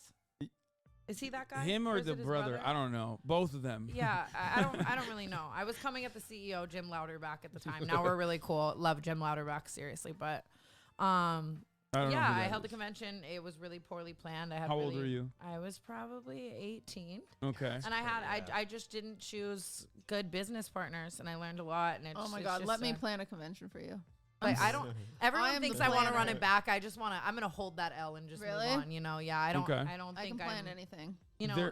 There was also the IDUP saga. I remember you've talked about this, right? Yeah. Like you talked because you saw him like apologize. I know recently, which is Yeah. kind of was unexpected. It was so long ago that I just, I moved What's on the with my IDUB life, saga? and it's this whole You thing boxed? to explain. we boxed. Yeah, he boxes now, right? Yeah. I think he just, from what I see, he seems like he's a completely different person now. Yeah, he is. You know what I mean? I did not know him back then. And so am I. You know? I did not know him back then at all. I only met him through his wife, who I love. She's great. And I realized that like the perception surrounding him was IDUP had like genuine growth. And I think you can see that. And I think maybe like that's not enough for some people. And that's cool. Like I accept that. You can have that opinion, but like allowing people to like try to change their actions and their effect, I think that's good. not who he currently was at that time. Like when I met him, he was already like on the pathway to, rehabilitate himself from his I love anyone's Yeah. growth journey, and Agreed. you know what I mean. Like, and I've definitely changed as a person so much, so many times, and so like before the public eye. So I have nothing but like I'm rooting for people who ever want to do that. I guess. Yeah. Yeah. I agree. I was debating having him on Canceled and kind of on my podcast Mhm. and doing that, but it also was just so long ago, and I feel like I've garnered such a new fan base since then that a lot of people don't even really know about it, and Yeah. I don't know. It's just, it's You don't want to rehash anything, or not even that. I just like, you know what I mean? Like it's when something's been so long. What's the point? Yeah. Okay, He I seems feel grown. that. He seems like he's doing great. Yeah. On I feel our like I'm growth doing era. I don't know what in our- happened. It's a whole it was thing he On our maturity arc. Ian was before the boxing guy that you know him as, like who does like charities and stuff. Was a bit of a bad boy in the YouTube era where everybody was making like hit pieces on one another, and he was the guy who like basically made the most popular version of Yeah, that and called arguably Comment the- Cop. Wait, really? Yeah, he's the guy who made. He was like Leafy. Well, I would say his politics even back then weren't anywhere near as like incel. He did garner a big incel fan base. But it was weird because he would like shit on Keemstar, and he did one on Tana. I've never watched it, but I don't know. I think it was like Honestly, he revolving did the it. N-word. I was poking the bear too. I like came at him on Twitter. Like when I look back, it's like you made your bed for that one, Tana lie, and people want to argue all the semantics of it, and I just don't give a fuck about it now. But I just at the time, like, I don't want to say it was a great video because it's like, you know what I mean. But like that was that era, and he did the damn He rolled thing. up to her and said the N-word, like screamed the N-word when they took a photo together. Like And I didn't even know it was him. I'd he never portrayed seen himself his as a fan content. and then did that. Oh, I see. Which is like real like fucking 4chan poll incel cringe. I forgot about that. He said he was mocking her, and that's why he did it, which is kind of a lame excuse. And I think he knows that. I think he like said that. Shit, like So many words I don't know, so many things I don't know. yeah. that's happening. Well, those people definitely know you and probably hate you as well as myself. for sure hate me. So that's like, yeah. it was something along those lines, and he apologized to Tana personally in his video where he was like apologizing for like the old videos that he had done. Yeah. It's something that nobody really asked for too, so it was like very cool for him Yeah, to it felt like just- it was something that he really Yeah. like wanted to say and Yeah. get off his chest and stuff like that. Yeah, take ownership over it. Yeah, but I mean, I wouldn't change that whole era for anything. I think I learned a lot, and I was on a path to kind of be on my high horse and be an entitled brat, and it humbled the fuck out of me. And it, Okay. I needed that. I feel like at the time, That's some interesting. ways or another. All right. So then there was a fake wedding. I don't even know what that is. Like, you got married to Jake Paul or something? Yeah. Yeah. Me either. Okay, so there's one part of this. There's one part of this, and we can cut this out if you don't want it to be in it. And it doesn't matter. Like, this isn't live. We can cut anything. I you thought we don't were want. live. Oh, you thought we were live?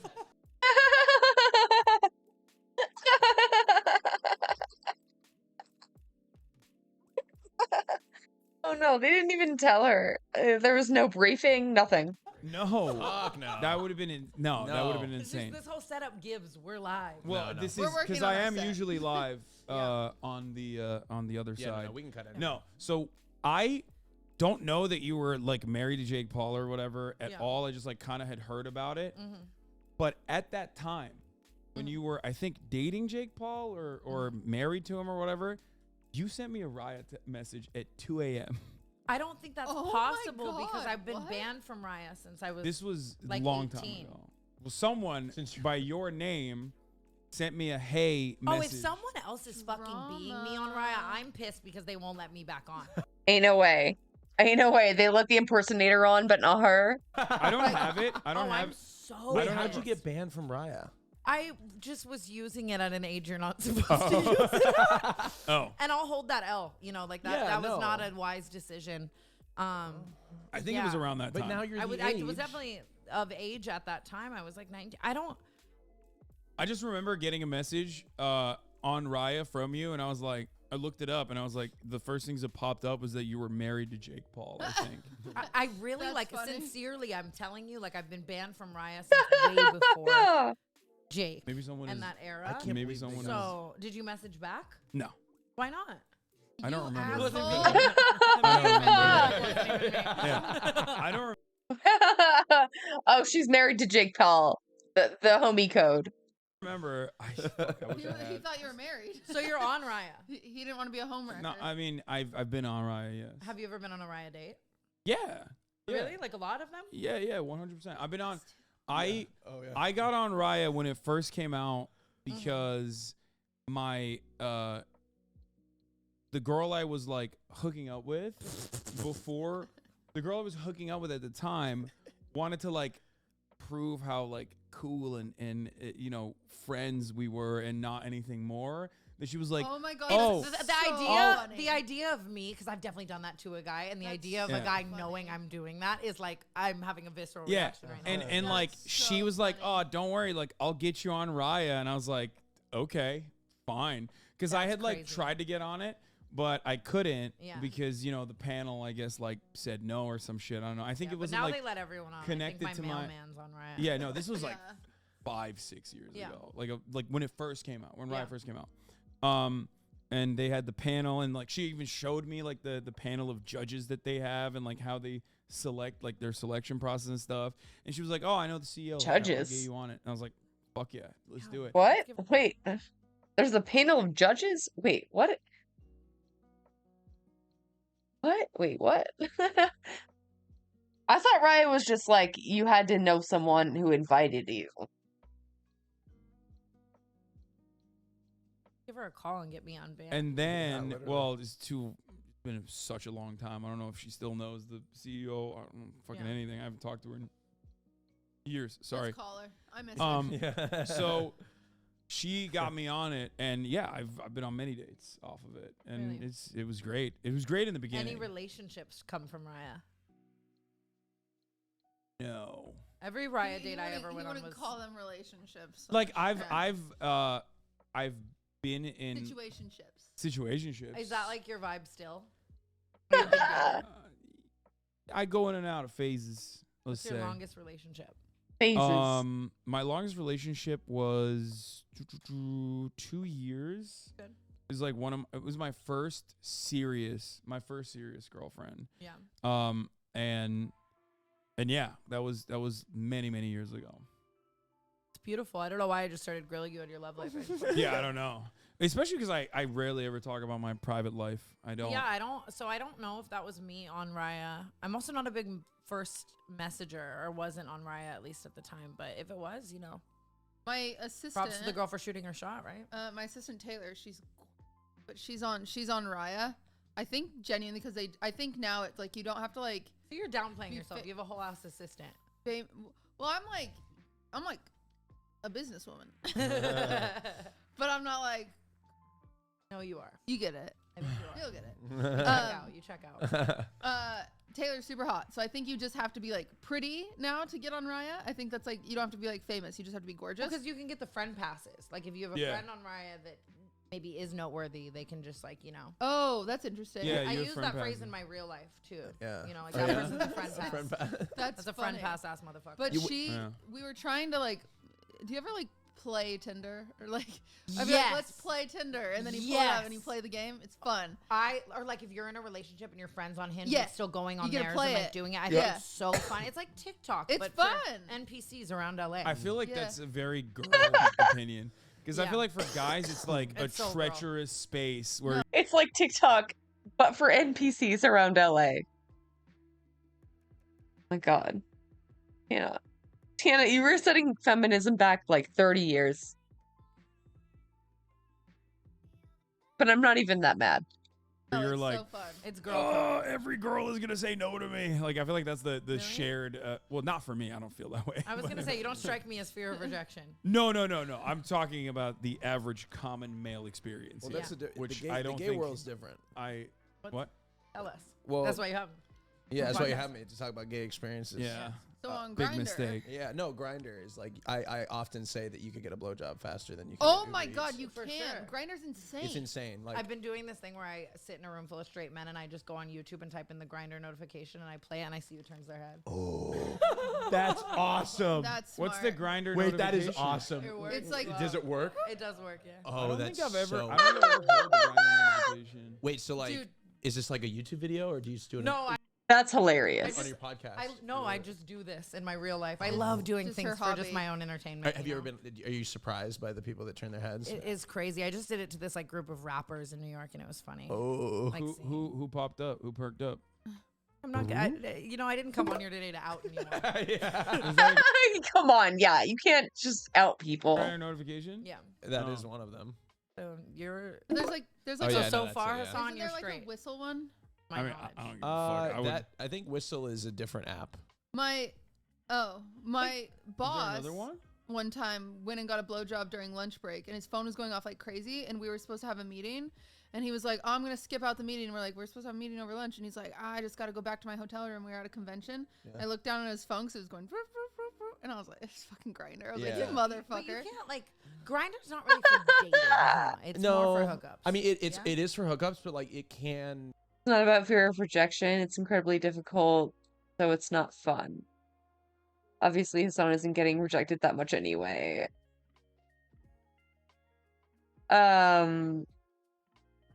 Wait.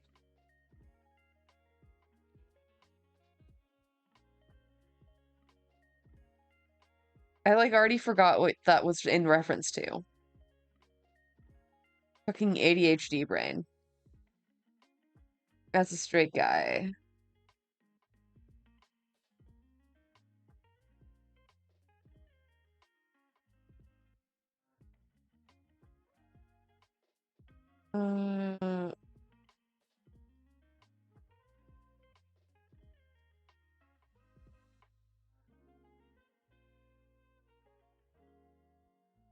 Wait, is it not about fear of rejection?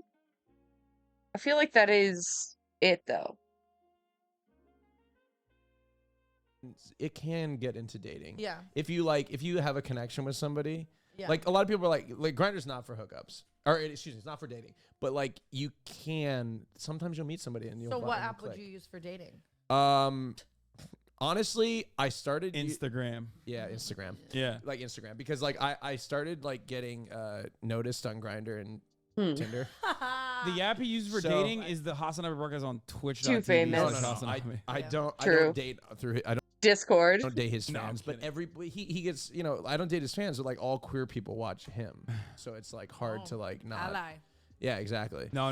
So- I'm an enemy. So yeah, That's why they watch. Oh. They Yeah. hate watch. They're like, I can fix him. I'm like, no, you can't. Nope. Hassan, Abai, I know what you are. I will fix you. he's a foe. He's a home foe. But on Raya, you get flagged. So like Taylor was over, and I was like, let's play Raya. Yeah. And she's like, okay. And so we go to Airstream it to the TV. So I we do can that. play. It You can't do flagged that. it. Yeah. Because on it's, Raya. there's no screen recording allowed. Yeah, there's no screen recording allowed, and technically Airstream. And so we're like, fuck. Yeah, I So do then with we had Hinge. to. I used my phone's camera that we Airstreamed to the TV, and then her phone was in between my thighs. Women so then in we STEM. That's so insane. everyone in the room could watch. Yeah, it was sick. It's that no, it's one of Why our so favorite much ingenuity? That's Because it's wild. girls' night. Okay. Playing Raya. Speaking of doing girl stuff, you were supposed to come on the broadcast for some tier list activities earlier, but instead you have the fucking sticker on. Let's talk about Taylor Swift. What's going on? We're not talking about it again. No, don't take it off. Don't take it off as shame. No, Yes, keep it on. Grammy Museum. She's a huge Taylor Swift fan. She had a pop up at the Grammy Museum that got closed today, but it was way small. I thought it was way bigger. Like, was she wasn't there? Like, you were. No. just It like was her outfits from her Speak Now tour. Like, the Grammy Museum is full of outfits, idiot. Don't laugh. They had a Harry Styles outfit. I wish I could have smelt it. I don't. What? I don't care. Why? Ew, what? I wish I could have smelt it. Stop. Stop it. Why would you bring up Harry Styles? Like I'm gonna be like, oh, okay, never mind. Valid. Oh, they had a whole Shakira floor dedicated to Shakira. Still, And I it's don't. like in glass cases on mannequins. Yeah, and it's you can kinda cool. look- that So is- they won't let I you love smell shit them, like that. unfortunately. No, it is cool. That is cool. I mean, of course. Of course. What do you think they're just gonna throw away her outfits? Unfortunately, found out. Can't smell them. Was there a lot of Taylor Swift? There's a lot of Swifties. Were there bracelet There were trading and everything? yeah. Someone came up to me actually. And Oh, you gave got a me- What? bracelet? Were they a fan of you or? Yeah, or whine about it. This bracelet era, wow, that's Aw. an amazing one too. That's a cute one. The bracelet Oh. era is plaguing me. I leave like every show on tour, like up to my elbows with them now. It's I so- love it. Is it like Yeah. did Taylor Swift start that? And now Fuck it's- no, bro. It That's comes a from like the EDM community Okay. and like March, I like, got you. raving and like that's what I remember it being on listen. like ecstasy back in the I've Yeah. day and people I have would to like clear. I have to clear some things up with Yeah, this. clear the air. This is some. Okay, listen. Yes, it started EDM. They did that, but the reason. Raves, plur. The reason it infiltrated and got spurred into the Taylor Swift community, this was never before the Eras tour. The Eras tour started this because on Fuck the Midnights, fuck off, Queen. yeah, on Midnights she has a song "You're on Your Own, Kid," where she says, "Make the friendship bracelets, take the moment and taste it," and everyone took that line and they're like, "Okay, bitch, we're making friendship bracelets." It's incredible. And that's where Taylor it came Swift from. has like mind control. So cute. She literally could control the entire nation. on white women. It's crazy. It is. She can get them to do the People's Revolution. That's what I'm waiting on. Literally. Once she reads a little bit of Mao's Little For Red sure. Book, she's going to literally put She a- actually does have so much control over it. Yes. Yeah, it's crazy. It is. Like- It's incredible. Yeah, if you're like bored, if you're like a bored housewife, or even if you're like grew up and had a relationship as a white woman, Oh you my love Taylor God. Swift. What? I don't. Does Taylor Swift have mind control over you? I really love and respect her career. I love her music. I think she's an incredible lyricist, and like even just going to her tour, I've never seen anything like that. Her stage presence, her ability to Yeah, she's sick. bring in the audience. I agree. Would I say that I don't necessarily know if I'm like. I think calling myself a Swiftie is. Why are you laughing? It's okay not to be a Swiftie. No. It's just I love her. I love Yeah. everything about her, but I know what like my assistant is a diehard. I don't wanna do Swiftie stolen valor. Okay, Tana. Swiftie. Like Right. she like would. Do you know what I mean? Like I feel like Judy's I'm not. doing She's a very justice. normal. I'm doing like a. Am I doing a justice to the Swiftie community by being like, I'm a Swiftie? Like I don't. No, anyone can be a It's a Swiftie. Yeah, commitment. you fucking grew up in Nevada and like, got adopted by your friend's family. Like I have Lil Wayne posters all You over had my well, wall. actually, you had a fucked up upbringing as well. Yeah, there's songs. Everyone's. She's for everyone. Anyone who says like, oh, she only has breakup songs, no. Like there's a song called Seven that's really about like growing up and being fucked up and just like, What happened to her that was like fucked up? as a kid. Well, she's never got that scarf back, dude. Yeah, she did never get that But scarf back. isn't that? I mean, that's an analogy for her virginity. Good job. Whoa! I'm an Nailed ally. it. That was great. Yeah. He remembered from the presentation. Her parents are divorced. Her mom had cancer. Her as soon as she became into fame, she just got fucked over like in fame. Like her whole adolescence was just kind of stolen from her through the industry, and so like she's had some shit. See, once I know, if I were to know like more, then I would be like, yes, but like that's some Yeah. Swiftie shit. Like I didn't. You Yeah, just taught me that. that is. That seems like have you the seen all this Tana stuff the with- Tana Mojo story. A Have lot you of parallels. Yeah. We'll talk the Swiftie drama Yeah. on Yeah. your Yeah, podcast. bitch. I can't I was believe it. calling me a bitch. I kind of liked it. And then I was like, whoa, wait. sorry. No, I wish I was. I wish you were. Okay, so we covered all that. We covered the Raya thing. What else? The was I gonna- Raya thing, yeah, Covering that was on major the topics agenda. over Yeah, no, I've just been in my mind since. Since you've been thinking about it since 2014. No, since you were like, oh, we should have Tana on, and I was like, oh, I'll ask her about this. That's kind of crazy. Like you've always just like perceived me as like getting at you on Raya. Yeah, I was just like, damn, he's she's been hollering. I've known is he's funny. been asked this question for weeks. Yeah. No, you didn't. Yeah, you told me. Did I that tell you? Yes, you told Were me. you I like knew you were gonna ask flexing this it, or were you question. like this weird girl? He's like, no. He just said he was like, yeah, I'm gonna ask this question because like at 2 a.m. on, you know, like, Because I thought it think it was me. I but thought if it would be good. sounds like me. I thought That's it'd be. what's hard. I thought it'd be good. I thought it'd be good drama. That's like why. my whole life, though. Like I'm just like, well, it does sound like me. Yeah, I have really bad memories. I was hoping you'd have a moment where you would have been like, oh, I had such a big crush on you in 2000. That'd be funny. No, sadly. But it turns out you didn't even know who he was until now. That wouldn't have stopped someone from hitting me up on Raya, though. Yeah, maybe he had good. What were your photos looking like at the time? I don't remember. You But look- they were okay. probably all right. I did well for myself, I think. On Raya. In general, on dating apps. So. So that's the show. Yeah, that's it. All right, bye. Yeah. Yeah, I don't know why we're talking about this. Okay, we were talking about do's and don'ts, and you kind of Like, show me your apps now. were a little evasive. Maybe I'll remember. Like, you just were like, oh, it's whatever. Any do's, any Oh, don'ts. sexual do's and don'ts. Yeah. You want to revisit? I love. Should have asked me on Raya. It's too late. Yeah, why didn't you respond, asshole? There's. Well, you thought I was married. Well, that was one, but that I don't wouldn't have even stopped really him back then, remember. right? But there was a lot of what do you mean? There are entire fucking videos on YouTube like of Pokemon making fun of me for not responding to girls on Raya. Okay. All right. Yeah. Well, Yeah, I don't know. I don't think it was me, the timeline wise, but who knows? maybe. Anyway, do's and don'ts. Maybe it's crazy. He's still holding on to it. It doesn't matter. It was a long time ago. Just in general, a big don't for me is like overt insane narcissism, like a man who's gonna go through his camera roll in bed with you. Like that's a huge like. There's dudes who do that? Okay, so you're not a camera roll guy. That's Wait. Wait, I haven't seen this. Pokey, you also smell great. Thank you. Austin smelled great too before you. Oh, they were saying I should help you on like your dating app game. Wouldn't that be fun? Ooh, that could be fun. That would be so fun. Hi, my love. I don't know what the last dono was. We have options. We can watch Joe Rogan and Blair White. Probably not. A Hinge dating app? I don't have a Hinge dating app. Are you getting catfished? People use me to catfish people all the time. I don't know why, but no, I'm on Raya. That's the dating app I'm on. She made a face like, oh wow, I can't believe people would use you. No, it's the I other like way Raya. around. I'm like, you're acting like, I don't know why anybody would like use me to catfish. I feel like you can use like a hotter dude that is also not like, you know, the face of 9/11. Oh my god. She doesn't know old Hassan memes. Oh my god. How is Raya, by the way? What is it like? Yeah, Do you I've like always it? been curious too. Have you met up with anyone? Yeah, Raya's dope. I've been on it for many years. I mean, you can see it, sure. Just don't show it. Here.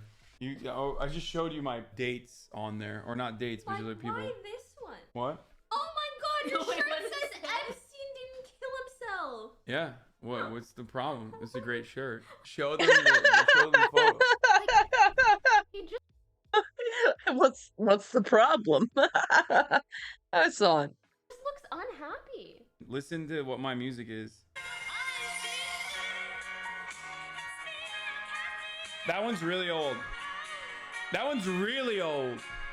So all of my photos are old as fuck, but at least it like It's on. You know, you can go to my Instagram and her what? I think the first step to This is getting wild. a date is to I'll be right back. respond to the hot girls that message you. I do to some. I'm playing video games. What is that? Can I show? I'll edit it. Oh no, you can't screenshot. Banned. Can I show this if I hide the name? Wait, let me see who it is. Okay, you can show it if you hide the name. Sure, whatever. He waved and he didn't say shit, and 6 months later she says, I said wave. Oh God, they're looking through my cringe fucking text messages where I'm desperate. What is that? You and this girl like basically made plans and then you stopped answering. Wait, what? Look at this. Oh God. She did. No, stop. She said, do you want to hang out this weekend? And he's like, yeah, I would love to. Like, what do you want to do? Said, okay, Saturday, question mark. I know what I want to do, but I don't know if you're down. And he goes, oh, what's that? She answers, and he I saw a big goes. I saw a big billboard for the haunted hayride. You should come with me and my friends. And I just never responded.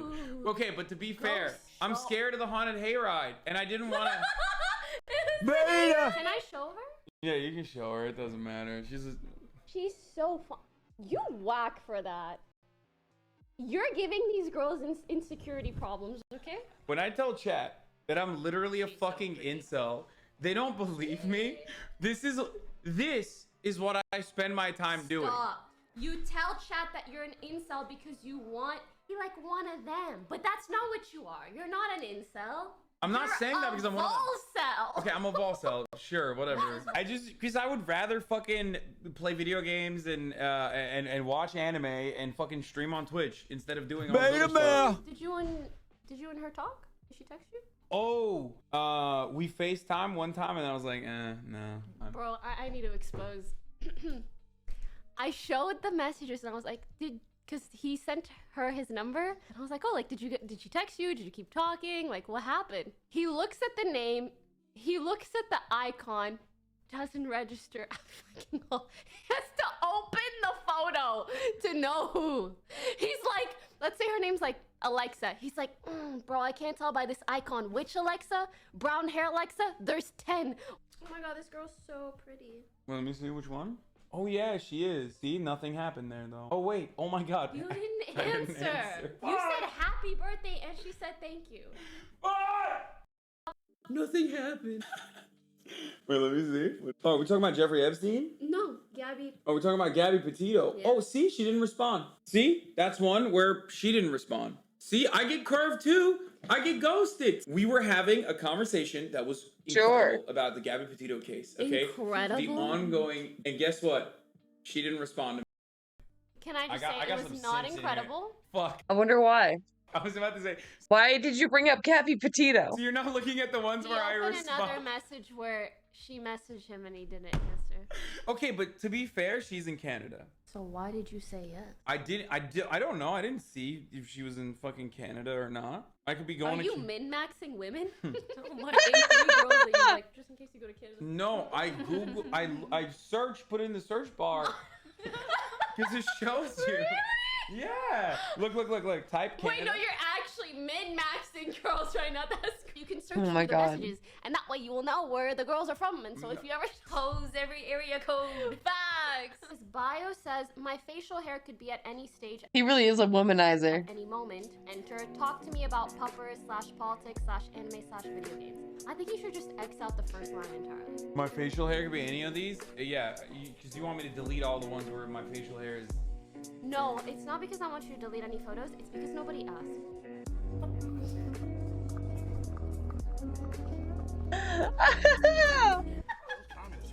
Hey, if you like. It's because nobody asked. Wait, what does that mean? Wait, there's a type of What guy the like fuck? that. Wait. Come on. Wait. Austin is that type of guy. No. Austin's that type of guy. yeah. No, Austin doesn't know because he is. No, Like, I'm it's not. like, I've never we gone through just- my camera roll with somebody. It's like we just hooked up, and why am I looking at photos from your trip to Big Bear 3 years ago? You know what I mean? Like, Wait, like, that's a thing? That's Like, such a thing. dudes will pull out their phone. Yes. Oh my God, are you kidding me? Okay, I pulled out my camera roll before, but not on a hookup. Okay. Tana, No, a camera roll is an amazing point of reference, and obviously Oh yeah, I know they will. an archive of your I've life. seen that for sure. I'm not saying you can never open your camera roll. I'm saying there's a time and a place and a social. But like, etiquette. okay. I gotta come out. I'm a camera roll guy, but not like.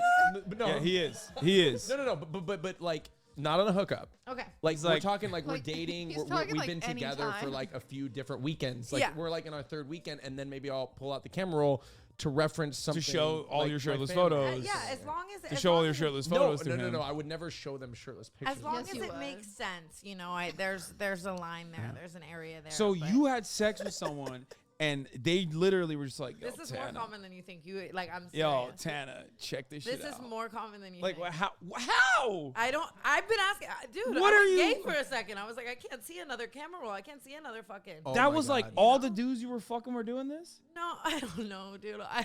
What the fuck? But you know what I am realizing?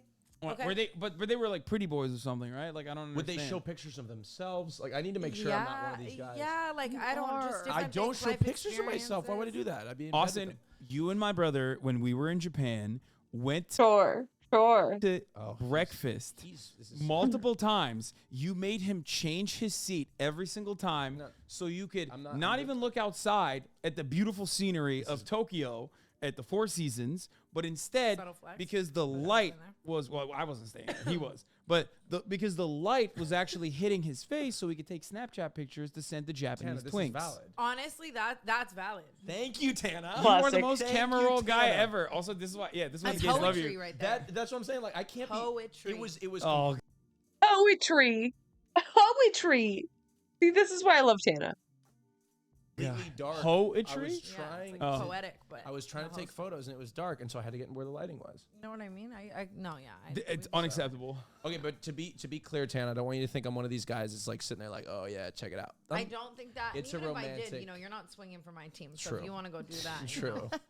Like I'm not like, yo, check out. I'm not a flex type of guy. I don't like to flex. But I had this out of body experience the other day where I saw this TikTok and this girl was like, I get the biggest ick when a guy's leaving Starbucks and he has a frappuccino. It's just like I was like, damn, like I'm one of these girls. Like this is so fucking embarrassing. Yeah. Like I think I just have to retire the whole ick of it all and do's and don'ts of it all because it's like, you know what I mean? Like I do a lot. Wait, the girl has an ick when a guy drinks a frappuccino? What the fuck? Why? Is it like this too was her feminine? ick. Like I think too feminine or something. There's lots of icks in the world. But Is it gay to drink a frappuccino? I just think societally. What like, are your icks? Everybody give me your icks.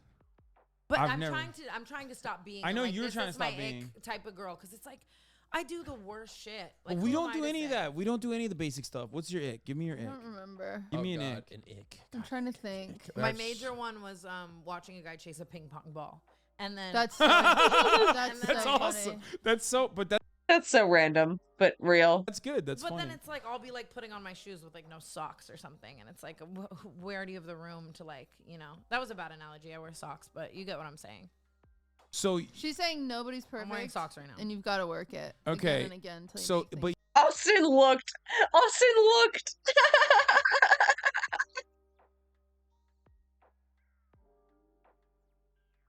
Oh my god. Oh my god. Austin, stop it. Stop. if you saw who's Live the and you learn. sexiest man that you know, other than Jeff, Who's- who is the sexiest man that I know? Is he? Yeah. Who's I don't I've know why I gotten said. so close I'm with gonna him that I I'm gonna like. take it back. I'm gonna take it back. No, I don't want him to get it. He's gonna be He too already confident. thinks he's a sex god. I know. too. I know. It's It's fucking crazy. piece of shit. Anyway, It's whatever. gotten to the point where we're so close that like his sex appeal no longer affects. It doesn't me, affect you. know? Like, Well, it is never we're just so affected close. me We either. see each other in so many lights Yeah. where it's like, oh my god. I love Jeff. Yeah. But He was wearing these crazy no-show socks the other day, and I was like, I can't look at Okay, you. he gives me shit because I wear. yeah, no-show socks are nasty. I just there's What are you not enough doing? sock Like, in what are you doing? ratio to foot. He was wearing. Wait, what? Wait, is that a thing? I like them. What? So many people wear those. No-show socks? He was wearing that he got on the Lame ass. airplane and he put on, and I was like tucking them into his shoe, and I was like, oh my god, we are just too close. That's crazy. What It was he sucks. wearing loafers or something? What the fuck? What was he wearing? No, like with these little sneakers. I love him, and See, I'm always. this is how people look at you when you fucking do your no-show sock shit. But also like, I mean, you can kind of see. and him. this is a crazy take from me, but like he is gay, Yeah, so he's one of the girls, so he Thank could you, wear a Tana. no-show sock. It was Thank like you, Jeff, like, I could show a little ankle. I could even put a tattoo on. No. Yeah. No. It's unacceptable. Are you He just- into him, and that's why? That's Yeah, what I'm that's saying. why. I want to have gay sex with him. Yeah. You fucking. I knew it. I knew it. What I tell you, Tana? You're Why starting do you have to say see gay sex? Why not just sex? I think it's funnier. I told you I'm Yeah. homophobic. Well, That's he's why. homophobic. Yeah. And I've always said that about you. But the funny thing is he also does say that he's like, it's not gay sex, it's just sex. I'm like, no, it's gay sex. Yeah, That's he truly doesn't seem. Sometimes I'm like having sex with a guy, and I'm like, this is gay sex. Yeah, because you know. Yeah. Does that mean it's like really good or like? No. No, it's really bad. No. Well, like it depends on It's who like- you're talking to. Because if I'm like, this is gay sex, I'm like, yeah, fuck yeah. Yeah. Yeah. I just elaborating. I think would do me an injustice. So like he is gay and like he just doesn't know how to. Maybe there is that like level of sex where Have you ever had sex with a guy who was like straight, and then you're like, I don't know. After. Oh yeah. You know what I mean? It's like why? Like This like is Cutie's forte. Like why were you It's my hyper forte. focused on only my asshole Yeah. the whole time? You know, like it's like. But I don't. No Yep. shade. I just Wait, opens really? Pandora's box of Maybe he's questions. just that. Oh yeah. No, that's definitely a thing. There's definitely like asshole guys, which is like crazy. Like you can just like make out with the dude and see what happens. It's fine, actually. Ass man. He just loves ass. But not like no, an ass sometimes man. Like you're like, they're gay. Really? They're just gay. It's like I might as well have just been like just a butthole. Yeah. Wait, Yeah. so that's a red flag right there. It's not a red Well, I mean, just- flag. It's a pride flag. That was Well, a good one. but see, everybody knew. Like, I think some people knew I was gay because when I was because I would people would ask me what my favorite part of a woman was. I would say the navel. I don't think that's. You've said this before. I don't think that's gay. But The navel. I don't know if that's gay. That's just kind of weird. That's not like one of the sexiest parts, generally. Interesting. A lot of women. Yeah, I don't think that's gay. It's just stupid as hell. it's just like no, because that. I don't know. For me, like I don't really like boobs. like people probably or vaginas. the type of thing that like the way you describe that in a setting would not hit my gaydar at all. I would just think like you're trying to be a pussy. Right. Like, oh, I love a woman's face. I'm not gonna lie. that type of situation. But like, I think I like a belly button more than most people too. Yeah. Really? I've never thought about it. Yeah. See, I think it's an important part. It's Okay. a good. It can be a part that you look at and go like, damn. That's So a if you were the nice guy and he was navel. hyper focused on your belly button the whole time, you wouldn't. I wouldn't think he was gay. That wouldn't be a pride flag. No, yeah, I would just be like, whoa. Like, what the fuck? So You know, but dudes then are- it's like if I liked him, I would probably play into it. I'd be like putting like bedazzles around my belly button or something. So wait, dudes are really into anal like that, like exclusively? That's very weird. You meet the weirdest dudes. I do You have know a like, lot of weird dudes. Yeah, I know a lot of weird dudes. I definitely had just an era of my life where I felt like I was attracting really, peculiar men. Like YouTube. Yeah. Being on YouTube does that, I feel like. Yeah, and just being in LA, just my choices in people. I'm rebranding. I'm reformed from all of that activity as of Mhm. late. But What do you do now? Nothing. Instead? I'm celibate as fuck. Okay. And Beautiful. are you? And you're no just no more going to hide. No more H-book group. I'm not kidding you. That was a great analogy because sincerely, it's the type of people. I don't even know what nightclubs are popping anymore. He won't go. He can't last in the. I try to get him into the Abbey. Or I'm something. really WeHo scares the shit out of me. Why? Because I always get roofied there. Oh I haven't been in a long time. And the gays roofie me. That's my the thing that I'm like, dude, so what, fucked what up. was your goal there? They're like, they're not even trying to fuck you. Yeah, like you know what I mean? They're just trying to fuck with you. What are they doing? I think that they just think I'm more fun than I am. You know, they're like, she yeah. would love this GHB. Yeah, And I'm like, whoa. That's true. I don't know if that's it, honey. What the fuck? The gays roofie you.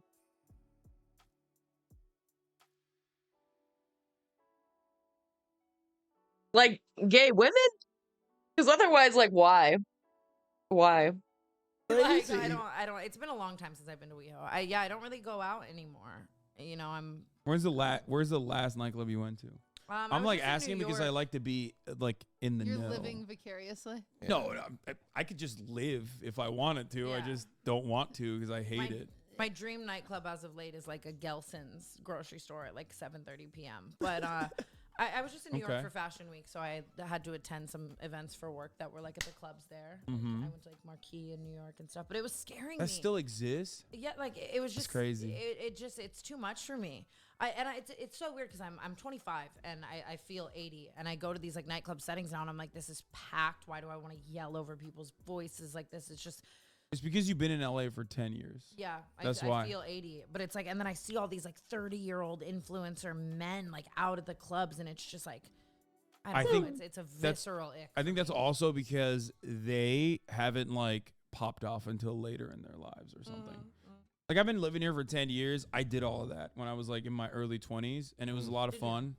Yeah, I went out a lot. Did you like kind of blow up when you were younger? No, I was just here. Why? You know what I mean? Where are you from? I'm from Turkey. I grew up in Istanbul. Really? But It's my favorite airport.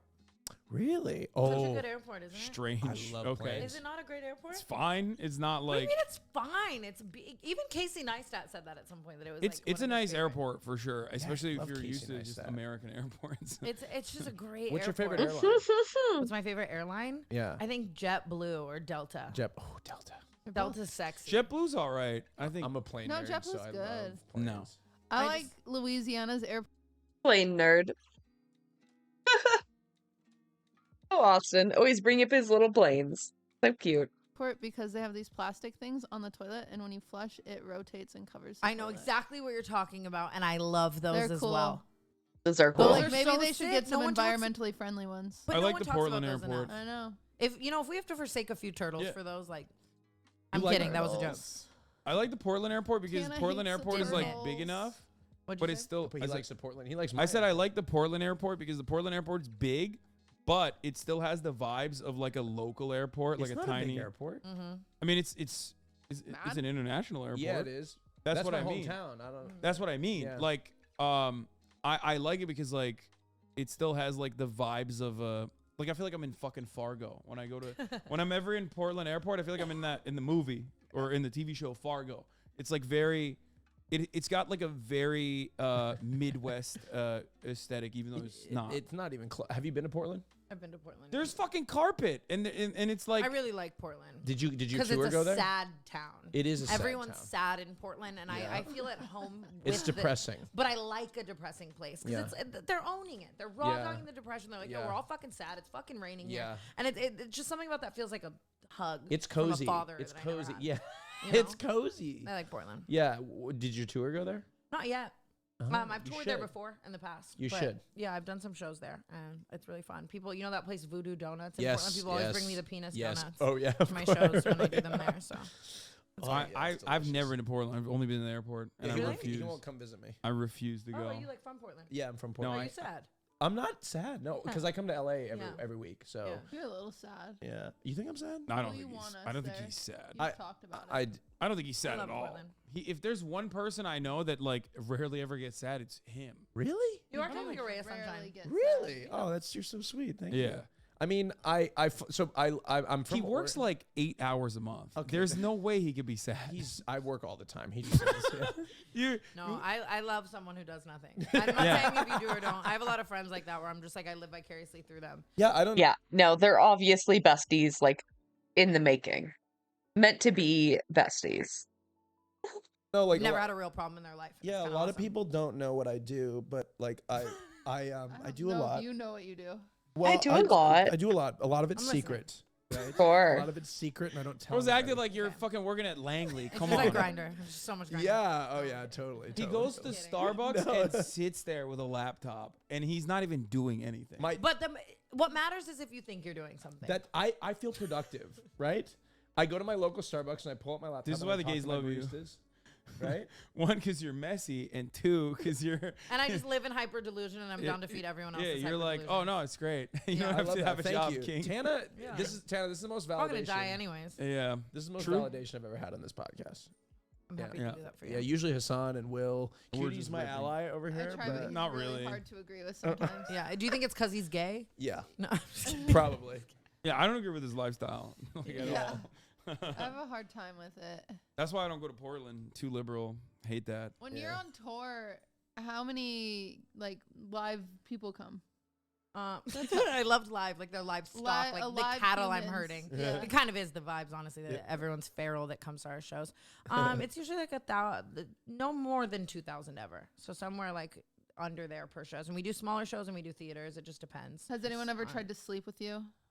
I'm from really a lucky show? that my fan base is so Gay and girl woman? coded. Yeah. That's So it's like nice. usually the only like men that are coming to my shows are boyfriends that got dragged by their Right. girlfriends. And it's so funny to see because they are just fucking miserable to be there. They know they're getting the best blowjob ever that night from their girlfriend. You know? So Yeah. Like, they- what do they you guys go talk and about this? So, just Nothing. something that guys don't want to listen to.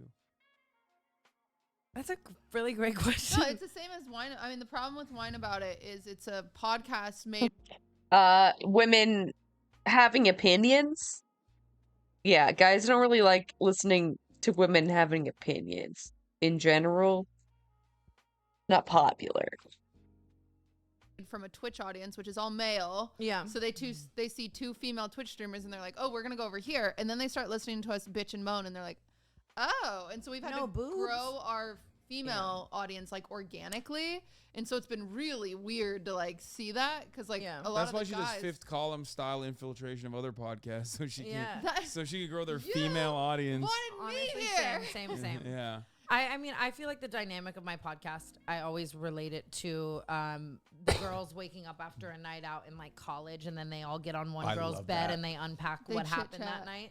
I feel like our podcast kind of possesses that dynamic very much. But what do you talk about if you don't go out much anymore? There's still other stuff happening in her orbit. Which It is harder. For a long time, I felt pressure to kind of do a lot more so that I would create Something to chaos to talk talk about. about, yeah. But I've kind of noticed that, chaos follows me no matter what. So it's not, Yeah. our dating lives, our are, right now Yeah. we both have some weird stalker situations, Brooke and I, so we kind of unpacked that today. Just random shit, really. I have a thing that's like randomly happening in your periphery. Damn. I'm sure Tana stalkers are fucking deranged. I think I heard her story beforehand, like quite a few years back. It's just so uncontrollable, and the police obviously are useless. I think ACAB motherfuckers. As well, that I want to hear your takes on. What is his name? Dylan Danis.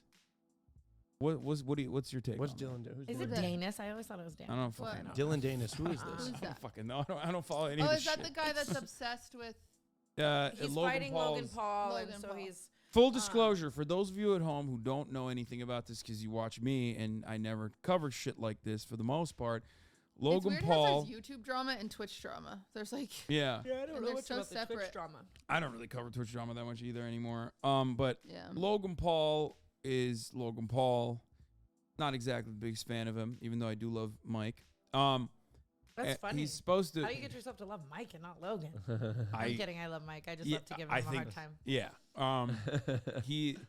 Well, anyway, we're not gonna talk about that. I've talked about that way too much, and he's been on the pod before twice. Logan Paul is facing off and fighting Dylan Danis, who is a Brazilian jiu-jitsu guy who was, I think, Conor McGregor's grapple coach, and they were supposed to fight as the undercard underneath the KSI fight. KSI is Logan Paul's business partner on Prime. And what ended up happening over the course of this past month or so was that Dylan Danis decided to, instead of shit talk Logan, he just decided to slut shame Logan's fiance. Yeah, it's so What's her fucked. name? Nina? Yeah, Nina's such a sweet, amazing girl. So Yeah. I hate to see it. I really do. And like really gruesome shit, like And every day is like possibly tweeting photos. revenge porn, I've if I'm gotten not dragged mistaken. into it a couple times now, like where he'll say something about me, and I've been treading the water lightly because I don't need the Pandora's box of my life opened. So- really, by Dylan Danis, I think. I think part of that is also because it seems like he's doing the Andrew Tate thing, Yeah. where he's like, I'm a fighter guy and also love doing misogyny, like you know. And there's a huge audience. There's for a that. huge audience for that. This dude, I feel like everything I learned about him was against my will. I did not want to learn anything about this guy. I know that's how people feel about me. But that's how people feel about me too. But I fucking learned about all this shit because like it kept coming up on my fucking timeline over and over again on goddamn Twitter because now it's like more of a Like shithole all than these it. women just making sandwiches and then it's Yeah. And that's the kind of misogyny I do like. Yeah. Right? I mean, there's tasteful. Yeah, tasteful misogyny. Tasteful misogyny. I didn't even want to say it because it'd get clipped. But Yeah, thank you for and then like these fucking gremlins are like, yeah, like Logan is being destroyed, like you're destroying him, and it's like, I mean, all he's done is just like put photos of her that she took with like other people. It's also like Leonardo DiCaprio and shit. Like I know if that happened to me, it would be some lizard from Los Angeles with like face tattoos and no career. So at least it's Leonardo DiCaprio. I mean, all of that is unfortunately in the name of the fighting game, and it's. You could classify, where does the line draw where it's good fight promo or it's too far? I think women and children is like the mafia. You know yeah, what I mean? Yeah, women and children. That's like true. even they drew a line at that. Yeah, right. That's fair. But That is really fair. I think that there's like there's a lot of hostility towards women, and there's a lot of hostility towards men from what I would categorize as rad femmes or femcells. Not to the same degree, of course, and obviously the systemic implications are not the same either. However, it's always like everything devolves into gender wars online, I feel like, especially on TikTok too, and certainly on Twitter. And at a certain point, it's just like, dudes are just kind of using this as a way to like become more famous. I mean, it's hard because it's working. 60,000. Yeah, you went from like 60. Yeah. The machine keeps feeding itself. It's like a self-reinforcing Frankenstein's monster. What do you do? I don't know. Like, how it would be so easy to moderate, but so many social media companies are headed by men. So I don't know. 50,000 followers are like It a works for million. everyone. That's what's annoying. Is it's like such a rinse and repeat thing. Like I'm a guy with no talent, so I'm just gonna start shitting on like women or gays or whatever to get more clicks, and then all of a sudden I'm making money off of it, and it's like, oh my god, how exhausting. But it's interesting because like Logan Paul is such a target-rich environment to shit on. Like, if he just kind of shit on Logan Paul, I would have been there for it. You know what I mean? I don't fucking know anything about Dylan Danis. I think people love to see Logan in a like weak light, or like in a, some people love to like see this. I mean, I can't lie. I can't wait to see this fight. Yeah, when's the fight? When is it? Yeah, that's the funny thing. All this promo and none of us know when it is. Yeah, that's really fair. But we're gonna find out though. Yeah, and we're gonna watch it because it's interesting to see. Yeah, I'm gonna watch it. Like I'm invested now. Keep going. Oh, yeah. Well, I thought you were figuring out when the fight was. How many pieces do you chew a day, you think? I have no fucking clue. More than 20? Probably. Oh yeah, a shit ton. Is that like a 300 pack? Holy shit! Yeah. Yeah, it's Costco. Oh, it's Walgreens. October 14th. Oh my god, that's so long. There's another month of him posting pictures. I swear, like, Hassan's just gonna get like mouth cancer from the nicotine gum. Like, I don't think that's good for you either. His girlfriend. Is it every day? Yeah. No. Well, she also like got a restraining order on him successfully, as a matter of fact. And apparently like her Snapchat might have been hacked, and like that's where he's getting some of the. An ick is when guys use the doggy Snapchat filter. Get out of my life. So gross. Ooh, yeah. I think just Snapchat in general. You look stupid as hell. Oh, I shit. can't, like, if a guy's like, what's your Snapchat? I'd like, okay, but like I have to do that to like validate what somebody looks like on Grindr. I understand. Well, Grindr and Snapchat kind of go hand in hand. Stop defending yourself. Grindr and Snapchat go hand in hand. It's all hookup culture. You won't have the same icks as us. Oh, I know, but I was just seeing like what do you think about that? You just keep wanting passes from us. I'm trying to. Culture. We think you're cool. Tana is validating me today. I need to get all I can. I think Snapchat's a part of hookup culture, and if you're just trying to hook up with someone, it works. So I'm not like I'm definitely I'm ready for marriage. So I really am. She's ready to trade. You're ready to dowry. settle down. Okay. Trad wife. Where are you looking? Trad wife. What does that mean? Traditional wife. Haven't you seen the propaganda on like TikTok of them like, all these men want us to go to the workforce, but like harness your female energy and stay home and be a caretaker and make cookies and bake and sew. It's People what you're make made it so for. sweet. I'm like, I know. I've been watching it. I'm kind of like, wait. See, like I'm kind of down for misogyny sometimes. You know what I mean? It's like, dude, That's like what I'm talking go about. build that. I shit. do want to harness my female. You go energy. build that shit. I want to stay I will home. make this sandwich. You know, like sometimes. But like, I want to eat it too. I don't want to give it to somebody. That's my problem. You know what I mean? You're a feeder. Huh? You're a feeder. With cookies. Yeah. I'm in a cookie kick right now. I'm just a slut She's for a good a chocolate I chip used to cookie. be a pastry chef. What do you? Oh my God, What do you like? What's the brand that you're? Okay, it's What not about cookie- the brand. It's about just a good, like, I don't anywhere. But there's a good gotta be cookie. there's But gotta a be like sea one salt that's like X chocolate consistent. chunk collab. Like, I love a little sea salt in there. Like that? I like hard cookies. Like I want them. I want it to be like hockey puck status. You don't like Oh, fucking that's chewy? No, like chewy Chips Ahoy. Bleh, I want no, original. ew, Chips Ahoy. Okay, she's so wrong for that. Women do be having opinions, yeah. They just be chatting. Disgusting. chewy cookies. Chips Ahoy in general is nasty because like I feel like there's like a chemical taste to it. I love like a OG, like an original crunchy Chips Chips Ahoy. Ahoy, That's the yeah. Vegas. in me. I That one's hate. pretty Yeah, good. I hate Famous crunchy. Amos? Chewy over crunchy any day. They must be pumping those Chips Ahoy with a lot of chemicals because I've had some in my pantry with the bag open for like 3 weeks. And they're still chewy. And I kind of put my hand in there every once in a while. Yeah, and they're it's- still chewy. I just don't fuck with that Laffy Taffy texture. in a Yeah. cookie. No, I like Milk with chewy. your I like cookies? chewy cookies, but like not Chips Ahoy, like real. Cookies. I want that shit to break Like the tooth. homemade cookies. Yeah. Wait, even homemade cookies? Misogyny keeps popping off. Yeah, it's crazy. Like, it's just like so popular. I don't understand why it's so popular. You know, because like you saw like what misogyny breeds, which is like man-hating behavior. So you just want to feed into the man-hating with more misogyny. Like, can't we just get along, man?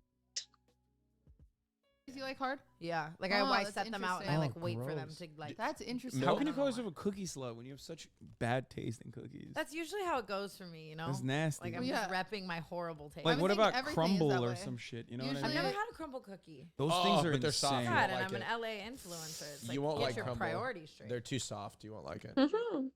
You have to harden won't it. like it. They're huge I can though. leave them out huge for when like a they're soft. day. Yeah. They're crazy They'll still be because soft. they're crazy because they literally like they sell it as like one cookie for like $20 or something. No, I'm in the wrong business. Yeah. Jesus. Crumble cookie drama. Yeah, I know that. Are you How? What the fuck? Wait, why? It's insane. gonna say the calories? Is that what you're gonna? No, bitch. Oh, what's the there's- other I'm drama? going it to runs talk about deeper. the drama. What's the All right, let's drama? hear it. So there's this cookie company called Penguin Brothers in Uh-oh. Logan, Utah. Okay. Uh-oh. And then Crumble started their cookie Don't tell company, Dylan Dennis. also from in Logan, Utah. Yeah. And they started. Crumble essentially stole all the Penguin Brothers recipes, Ooh. but then they got more famous. How do they Oh. steal the recipe? They It's chocolate chip they had an cookie. ex-employee from like the Penguin Brothers, and for the record, it might not be called Penguin Brothers. Yeah, that's It a was bad something. name. Rogue thing to me. It was something.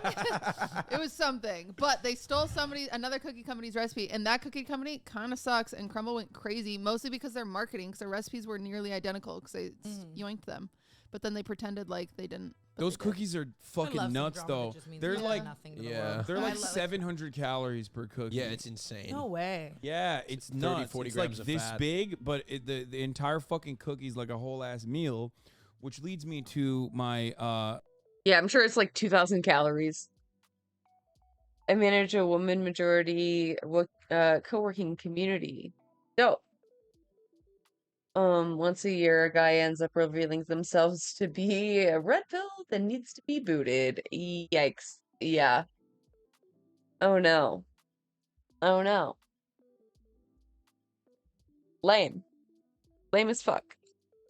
the subject that I wanted to discuss, the new Ice Spice latte on Oh my Dunkin' Donuts. Oh. Y'all seen this shit? Yeah, I it's did see crazy. that. What up, March? Wait, Ice Spice like the singer Yes. has a latte. It's Ice a Spice collab with did a Dunkin'. collab with Hassan, Dunkin'. when will And you the recipe got leaked. be famous enough to be something that I can drink. He'll I never will never collab with do the it. corporation. Yeah, I'll never do it. Yeah, no, that would be so fucked up. Are you kidding? I get what she means, kind of like to be a brand big enough that there would be a drink of cutie Cinderella, like sure. I get what she means, but like no, there's no way that would be ethical. I mean, come on. Unless we're living in a world where like Dunkin' is making like Dunkin' workers are making like $30 an hour. Like I'm not doing that. I could do it now. It'd be like no corporation is interested in the Oh, free oh Hassan yeah. Piker Oh, drink. I could do it now. You know? I could totally. There's do it. I could do it right there's now. been corporations that have. Oh yeah, they'll make the Hassan Gatorade. They want Don't worry not about it. Gatorade, but I did. Hassan Prime. Yeah, there was for the longest time. There was I think it's Factor, like one of those like I like pre-cooked Factor meals. meals. Yeah, I'm sure he Yeah, could. they They wanted were to do a trying to do a collab. Hassan You meal. not collab with anyone? I very rarely do. He only yeah, does like video game sponsors. pretty much. Really good. Yeah, I Love that for you. usually I'll say take no. any dollar. The only I'm a sponsor I sellout. was actually going to do Me that I was too. like kind of stoked on, your boyfriend took What do you do? from me. Crocs. He does. Yeah, but Yeah. but he Yeah, they reps. sent these to me. Oh, They're you're wearing them? fucking Which they- ones? And the pieces socks, of too. shit. Yeah. Ludwig got the freaking. I'm not Shrek even gonna ones. show it. Actually, I shouldn't even show it. Those assholes. Mm-hmm. Yeah, I was supposed to do this, like, be like a brand ambassador, this whole thing, and they just like went quiet after a while, and I kept hitting up my manager. I was like, "What the fuck's going on with this Croc shit? What's happening?" And apparently, it was like, this is how it always works. Usually, there's like a fan in the marketing team that like really pushes for me.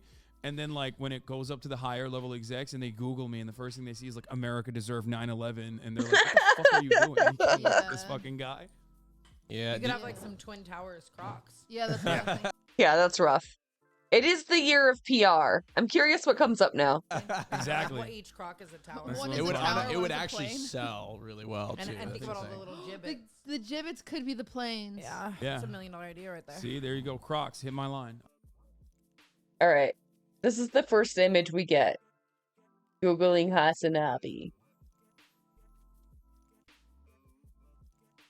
Based, but not necessarily brand friendly. You know? Oh no, the fishes are gone. I fixed that. Okay. What else? Okay, it pulls up his Twitch. Good. His Twitter, that could be risky. Yeah.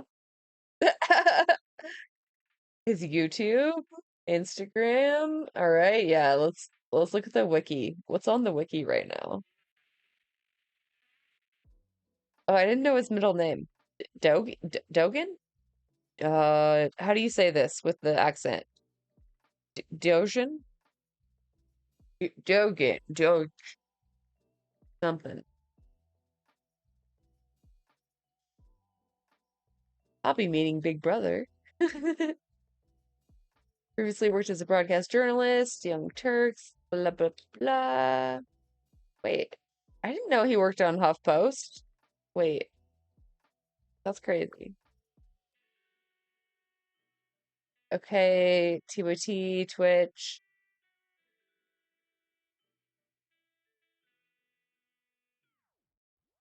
Hank Pecker.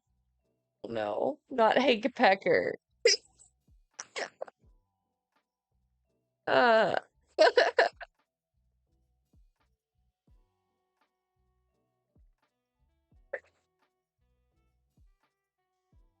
Hmm. Oh yeah, the AOC collab.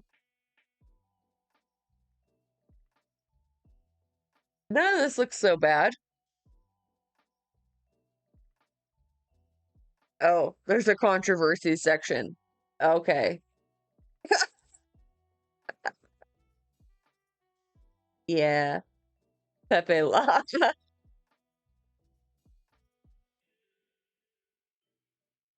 Some mujahideen, a brave fucking soldier.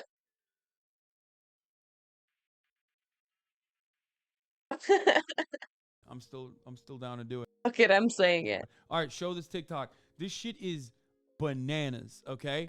BANANAS. It's like it frustrated me watching this. Pumpkin swirl frozen coffee. Who the thought it was a good idea to put this on the menu because this drink has 185 grams of sugar in it. I saw this. How much is it? 185 grams. She's gonna This show. much. It's That's like what, like 5 times your daily allowance? 46 teaspoons of sugar. To Oh give my you another God. perspective, So much. the amount of sugar in there is equal to 14 glazed donuts. I would much rather. God damn. 14 donuts sugar. Also, what I'm learning is donuts have a lot less sugar than I thought. Because it tastes There's good? no pumpkin in here. It's artificial flavors. There's 12 mentions of sugar and high fructose. Is he in corn the syrup Dunkin' in Donuts? There's Yeah. 930 calories. That's the part where the and pause it. 194 carbs. 930 calories. Holy That is shit. literally for the average like male. Unbelievable. Unbelievable. Ah! Just 1,000 calories of pure sugar. God damn. Americans like diet is That's like a meal. 2,000 calories. Yeah, that's crazy. But this is gonna sell so well because of the everybody's gonna want to calories try and it. I wonder if iSpice even 194 knows this is carbs. happening. 2/3 of us are already type 2 diabetic or Dude, We're fucking this is killing gonna become the people. new one chip challenge. They're gonna be like, how many of these can you drink before you die? Yeah, literally. God, stop. Don't even mention it. It's already a TikTok trend as soon as you said something. Holy fuck, dude. Holy fuck. Ah! That should be illegal. That should actually be illegal. 185 grams of sugar is insane. That's insane. Never forget. In 2017. Oh my god. That's awesome. I miss this. Oh my god, this is amazing. What is this?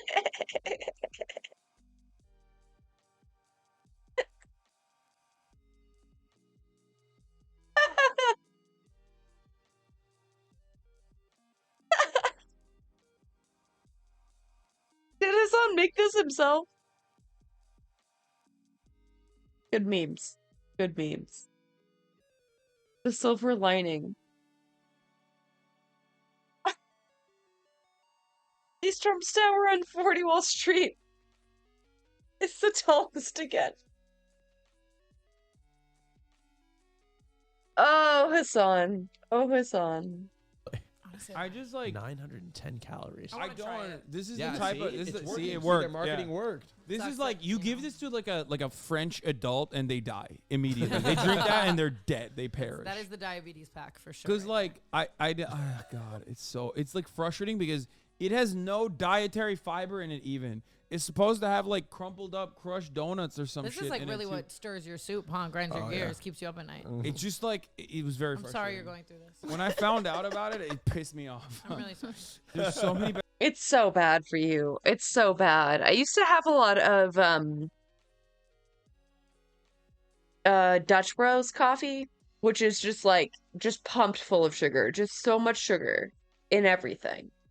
And it was like coming off of like cocaine, stopping drinking that shit. I swear to God. Like it's addictive and just like also just so incredibly bad for you. Like when I stopped, like it was because I went to the doctor and I was pre-diabetic. Like dead ass. Like they're like, you need to cut down on the sugar because you're dangerously close to becoming diabetic. And I stopped drinking a sugar in my coffee at all, and I'm fine now. So it's like not negligible, you know? Better ways to consume 930 God gives calories. his toughest battles to his strongest. Thank you. I'm the mujahideen for calories. Exactly. Anyway, They that's blend what I. donuts into the drink. Yeah. Yeah. So it's That definitely. sounds. That's But no insane. one's getting that thinking like, God, this is my green juice of the day. I think everyone knows it's that type 2 diabetes. No, I think it should be illegal. Like I literally think that the marketing executive that came You're out with always that should trying be. to control us. Yeah, 100%. Yeah. That person should go to jail. Dunkin' for Donuts coming Ice out. Spice drink is the new fentanyl. Spread the word. Yeah. And, I mean, It'll yeah. just won't be as quick. True. Maybe not like specifically the Ice Spice thing, because that feels like racially motivated, but yeah, like sugary coffee drinks are fentanyl. True. But Yeah. Yeah, we're definitely. I mean, obesity is a big problem. I'm just saying. You know, think about that. Mhm. All right. On that note, we're going to talk about even more stuff behind the paywall because I think we're at that time now. Oh shit! Do I get a cut? No. Sick. Yeah. No, not at all. But if you want to check that out, you need to go to patreon.com/fear. And we have all the new updates, right, March? Yeah, we have all the bells and whistles. We have a lot of shit thanks to Cutie and me. No. I guess you record one thing. I don't do shit. I don't do shit for it. Yeah. Tana, is there anything you want to? Yeah, she's on tour right now. Like vaping right now. Yeah. Like horrible. I appreciate you guys having me on. I'm on tour right now. We'll be releasing new dates soon that will be available. Woo-hoo. This was cozy. Tune into the Canceled Podcast if you're a part of the 4% audience over here that might enjoy the things we talk about. But wait, really? This is 4% men? No, I was saying the 4% of what's your audience? It's 30 women. He has a higher female audience than I do. Yeah. Wow. Isn't that funny? That's kind of crazy. Because he does more like broad talking, and I I'm started just here in for the gaming. vibes. I'm just, it was nice to meet all of you guys, and I just wanted Such to a come pleasure, shit. Tana. Vibes. Thank you for having me. Such a pleasure, Tana. All right. We'll see you on I feel like Austin and Tana are actually going to be besties. the other side. See you on the other side. Do you know who Ludwig is? Oh, no, she doesn't know. She doesn't doesn't do know. any of this stuff. Well, She's bring like, up my boyfriend. I wonder if you think he's cute. Yeah, I wonder if you think he's a jock too. It's so funny because we're in such a similar world with such a different. I need to we're know. like- yeah, but doesn't that give you a It's sense of like? It's like Lord of the Rings, and like some of us are in the Shire, and some of us are in Rivendell. Go back No. to that photo. That photo's so funny because he was wearing a romper. Wait, where'd it go? A romper. He was wearing a romper from Target. How long did you guys live together? You could see his wiener, so he had to put shorts over it. The 'cause we're at wiener fanny Disneyland. pack. Incredible. Oh my god. Why? A romper. I'm not gonna lie. How long you guys been together for? Do you think you're gonna marry him? Do you believe in traditional concepts of marriage? Are you gonna stream? Whoa! Judy, speak into the microphone. Hassan, shut up. Hassan, shut up. Oh my god, I need that. I need that as a soundbite. That's one that I will actually use. I always forget to use my soundboard. I have like a whole bunch that I just forget about entirely. Oh yeah, I have to fix a bunch of them too.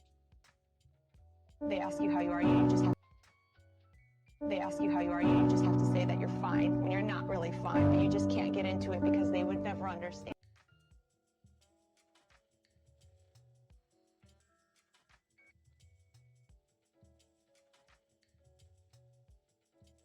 Great. Thank you. Thank you, Stream Deck, for being super fucking delayed. Thank you. Great. Wonderful. Wunderbar.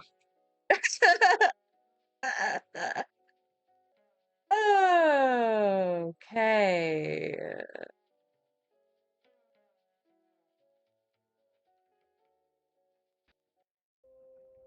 Every minute on the internet. Useless info. Oh, finance stuff. Arby's, Buffalo Wild Wings, Sonic, and more parent companies owns Dunkin' now. Consolidation. Great. Thanks. I hate it. Yeah, it's all like 2 companies, right? There's like 2 or 3. And they all get their shipments of food from Cisco or whatever the case may be, right? It's wild. A TikTok star. Activist/gamer. Oh, Noel. Every minute on the internet, a TikTok starves to death. Millions and millions of TikToks are uploaded every single day, starving for attention. TikToks from all over. Africa, Korea, the United States. They are living and breathing worldwide, and yet only some of them get to eat every single day. For every true. one TikTok that ate sis, there's a million more that starve to death. Not a single like, not a single comment, nothing to keep it going. Every single user on TikTok is running their own personal kill shelter for creativity. Well, today that ends, because today we're going to put a light and some of these TikToks that are just out there in the darkness, starving for attention. We're going to give them that food, that nurturing. Today's video is all about those TikToks that you see every day that don't get likes because maybe they suck or maybe they're good and, you know, your account alone isn't powerful enough to boost it. So we ran out and grabbed a bunch of TikToks that at the time that we found them had less than 5 likes. And we want to give them one big old like. And we want to put a spotlight on these people and just the good media that they've put out into the world. So today we're giving back because remember. I mean, it's crazy. Like, TikTok is still, like, my best platform for comments. Like, they're so nice. They're so nice over there. It's so rare that I get, like, a chud or, like, someone who hates me for no reason. But I do get, like, way less views there than anywhere else. Like, way less. Just one like is all it may take to stop another TikTok from getting euthanized. Put in the dumpster behind a smart and final in this digital world. We're going to be reviewing some low like TikToks today. Strap in. It's going to be fun. In your IG comments, which are not that way. Yeah, my IG comments they're a whole mess. IG exclusively serves me to people they know will hate me. Like, I mean, no, there's some fans who just like the video and move on, but yeah, it's sometimes it will just feed me directly to the fan of the person I'm criticizing. It's crazy. Let's get into it. Video number 1.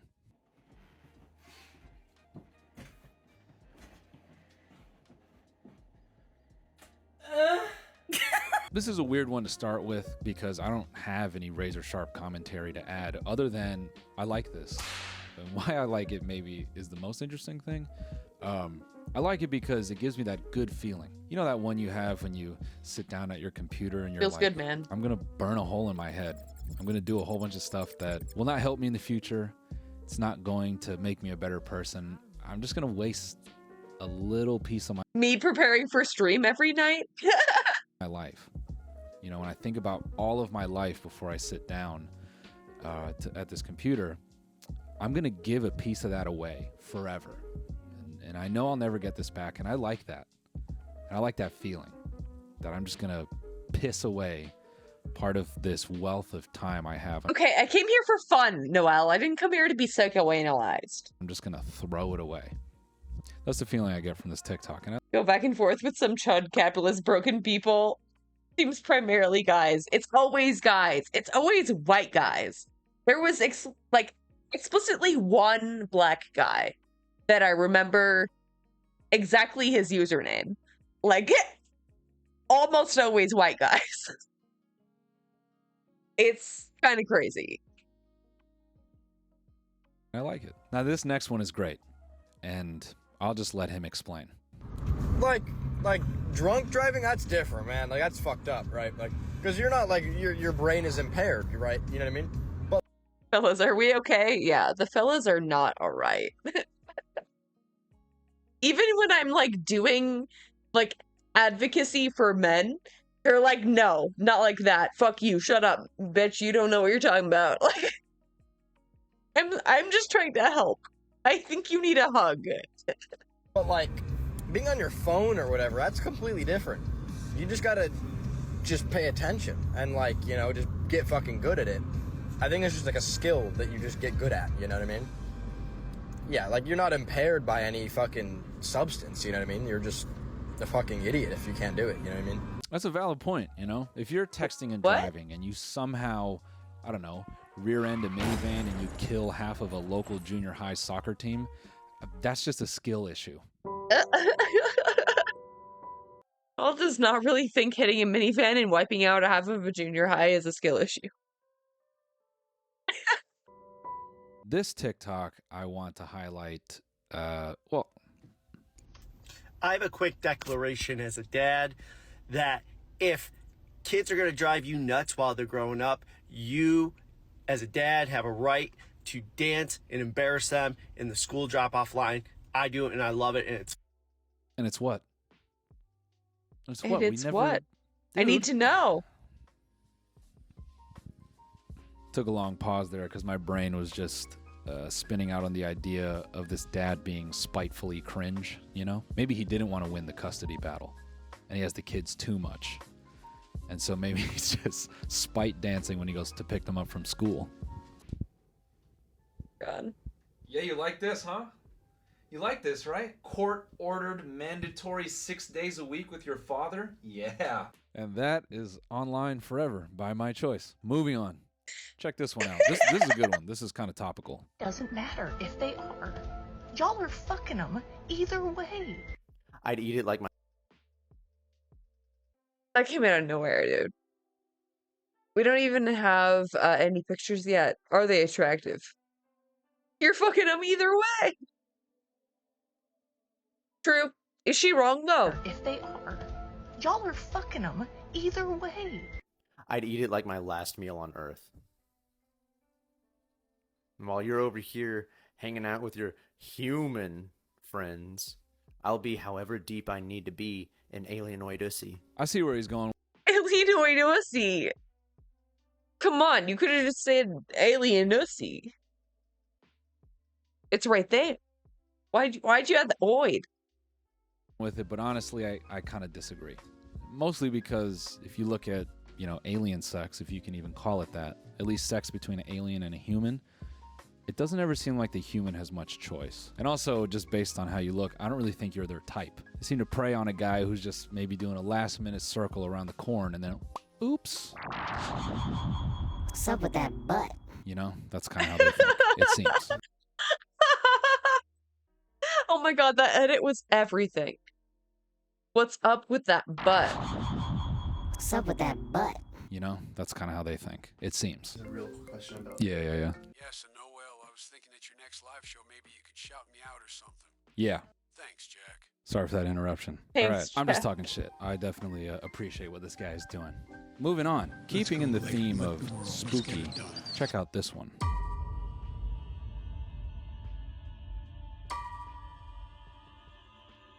Scary you can get something this good in LA right now, right?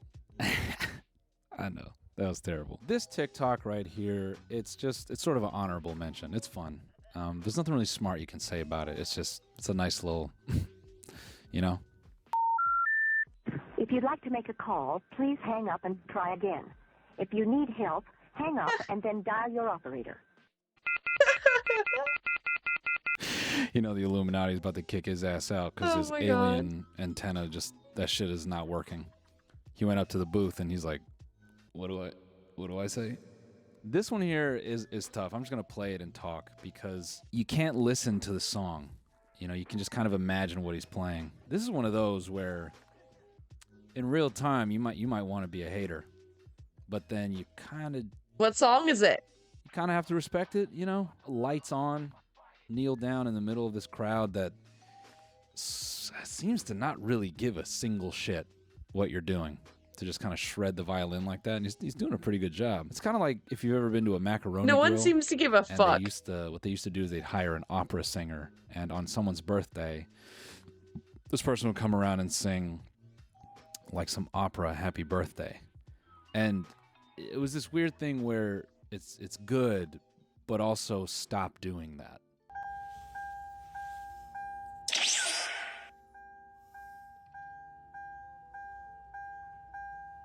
The bar. Hell yeah, man. I mean, I guess that's one way to get there, you know, without it hitting the minivan. But you know. What? I don't get it. I mean, I guess that's one way to.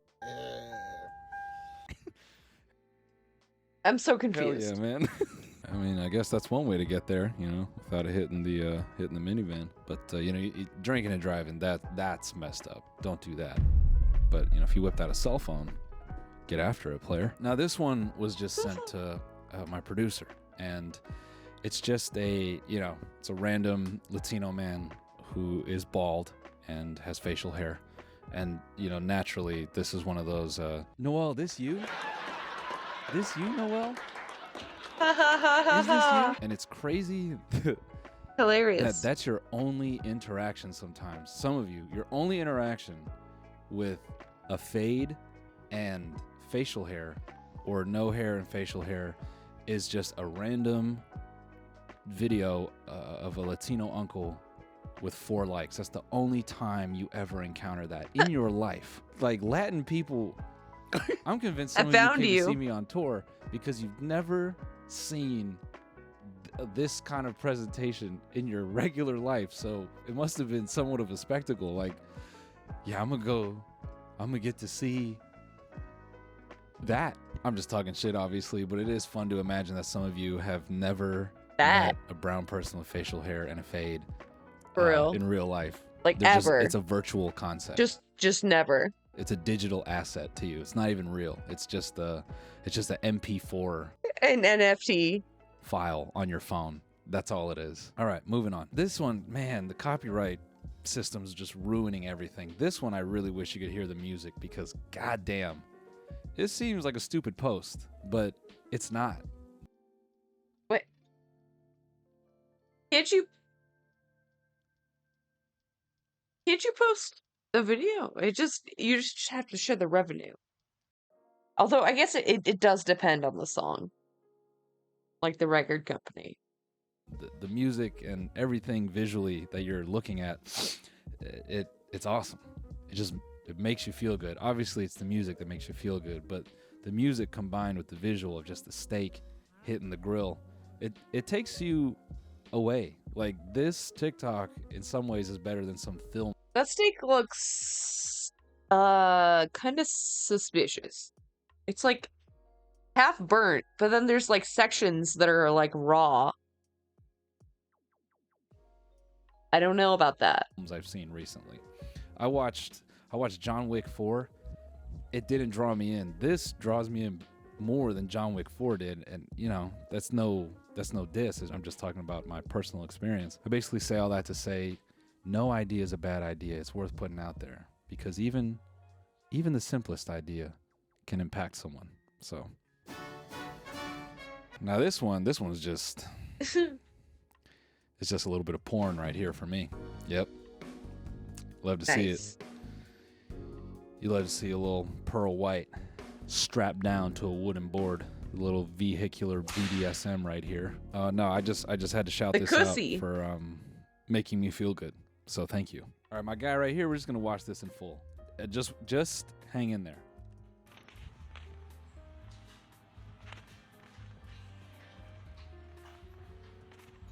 Yes. Lush. Nice. Nice. Get after so close. Let's go. Yep. Sexy. Drilled it. Nice. Drilled it. Not really, screwed it. More like screwed it. We're just gonna give Wheaties 89 his props right there. Because that's what this video is about. It's about highlighting those who don't always get to be in a spotlight. So we're going to shine some light on this right here. I like this ending frame when he sees the 6. Almost he's surprised. He's like, dang. I don't think I get that many, you know? I guess you could say he really screwed that one up. Or down. I left this one in here just to tell my producer, dude, stop putting videos of girls you want to DM in my videos. Okay? Thank you. Oh, bro. Look at this. Look at this. It's my favorite. Something I can read on the short form video app. Ah, awesome. Psych.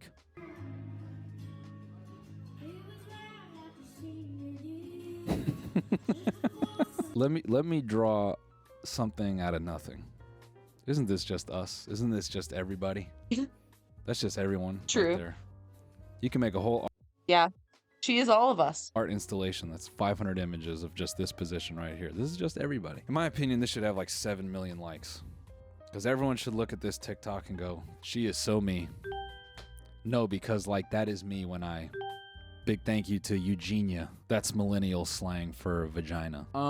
So Thank you, maybe we Eugenia. have sexy time later, and then I get to play in your Eugenia. Did that one hurt? Good. We're gonna end on a bit of a banger, and you'll understand why after. But just watch this in full.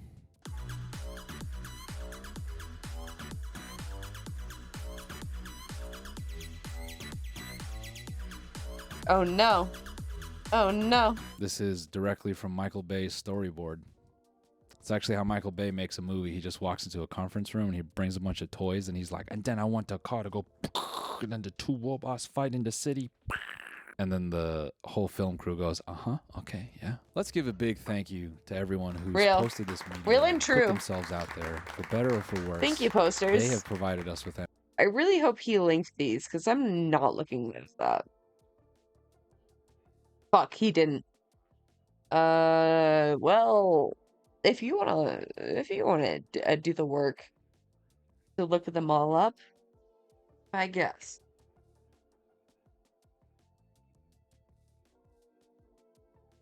Entertainment. And while at the time that I'm watching this, all this media has just criminally low appreciation, we can all appreciate what these people have put forward and enabled me to do. So let me very directly say thank you. And thank you for watching this video. I will see you on the next one. Goodbye. I didn't come here to play, nah, I came with a plan. I'm the star inside my circle, I'm the pentagram, whoa. Making sacrifices just to get the land, oh. I'm trying to see how fast that hurricane go. Eyes burning, no sleep. Thank God, the old outro is back. Hustle is OD. Remember, whatever inconvenience in your life there is, you can always monetize it. Oh my God, yes, I've been meaning to watch this for so long.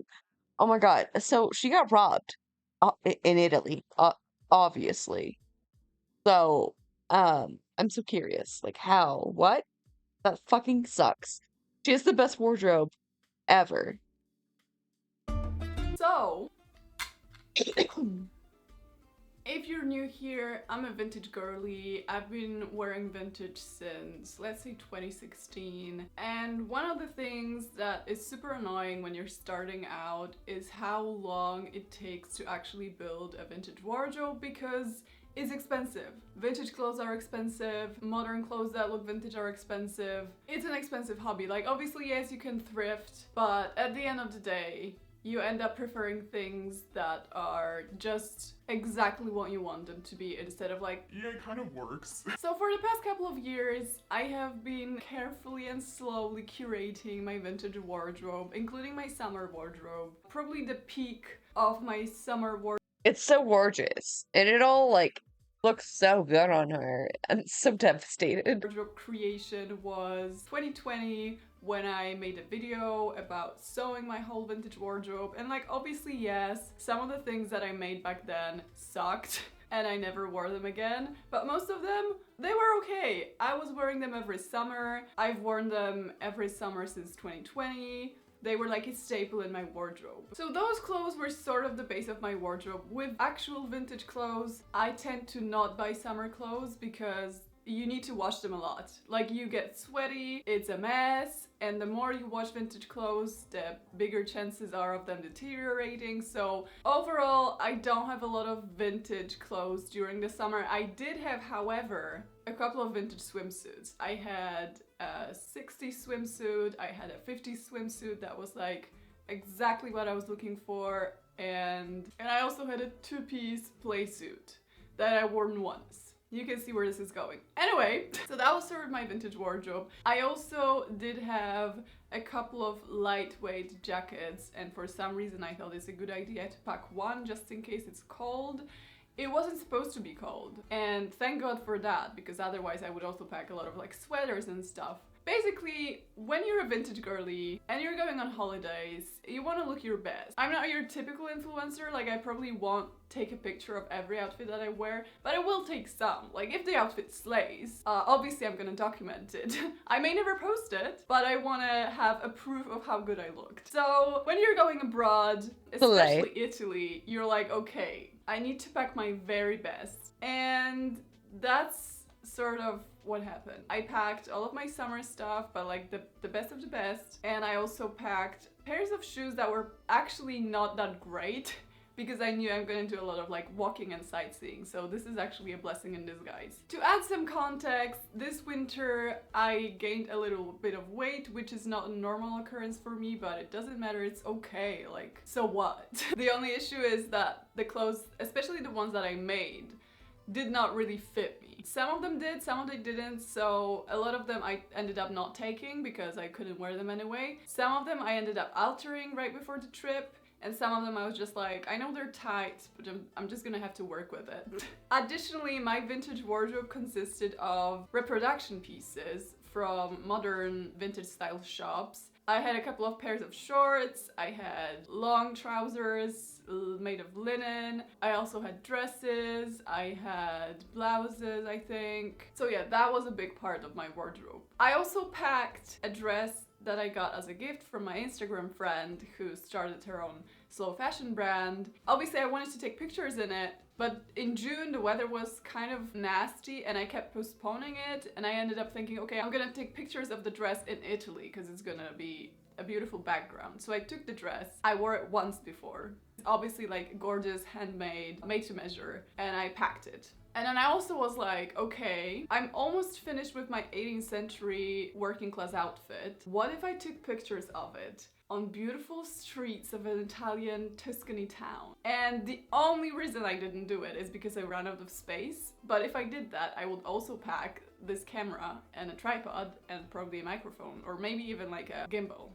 But I did not, because I ran out of space, so all these things were safely left behind. Apart from my wardrobe, I also packed a couple of books that I was intending to read, my vintage camera, my laptop, because I was like, I need to work, card games, and my sewing kit, because I was still sewing some pieces for the 18th century outfit. So this is the backstory of what I had packed for my holidays. Now, the holidays, it was a road trip to Italy. We were supposed to spend a couple of days in Rome, picking up my sister who just finished her studies, and then we were supposed to like go down to Napoli, and then we were supposed to just like drive around. We didn't really have a plan. It was super last minute. I mean, it wasn't, but it kind of was. Like, we didn't have time to plan it out. So we were just sort of supposed to wing it as we go and just decide where we were going after. The first stop in Italy was Rome though. That was like the beginning of the trip. So my sister was staying in Rome, so we came to pick her up, and we had an Airbnb rented, and then I was staying at hers because we still needed to like pack and there wasn't enough space in the Airbnb. Now, another piece of background information, this was not our first time. We have done numerous road trips to Italy. We drove like all around the country. We have been in Rome like 3 times. And each time we went camping, because that's what my family always does. We always go camping. It's a tradition. We love it. It's fun. We've got all of the system laid out. Like, we've got all of the stuff that we need for the tent. We've got the tent. I love camping. I'm sure camping in Italy is even more beautiful. And we've got all of the stuff, and we're just looking for nice campings to stay. So like, we're not noobs. Like, it's not our first time. We've had numerous situations where that could have happened to us and it did not. Like, we've been in Balkans, we've been in France, Germany, Austria, Slovenia, Spain, Italy, Scandinavia, the UK, like basically all over Europe. It was never an issue before, and we always travel the same. Like, we have our car packed to the max.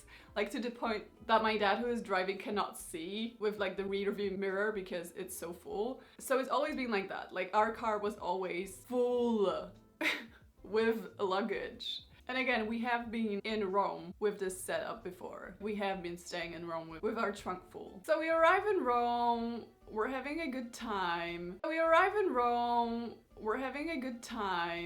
Our car is parked next to the Airbnb, because the Airbnb is facing a busy road and there is no parking space. We are parked around the corner. It's literally like behind the building, next to like a small square with other like apartment buildings. It's not the city center, it's not a touristy area. It was Trastevere, but it was the south part of Trastevere, like right where it ends, basically. It was not a touristy spot at all. It was just like locals. We spent a day or two just sightseeing. When we arrived, we took a couple of bags to the Airbnb and to my sister's place because we needed them. But obviously we're not gonna take out all of the stuff because it was like a fridge, the bag full of card games and books, a bag full of shoes. Like, we're not gonna take all of it out. It was supposed to be a 2-week trip, so there was a lot of stuff, and you obviously don't need it for like 2 nights stay. Plus, it would not fit in an Airbnb because it was a lot of stuff. And we're also not gonna check in all of the luggage somewhere because A, this is not a touristy spot.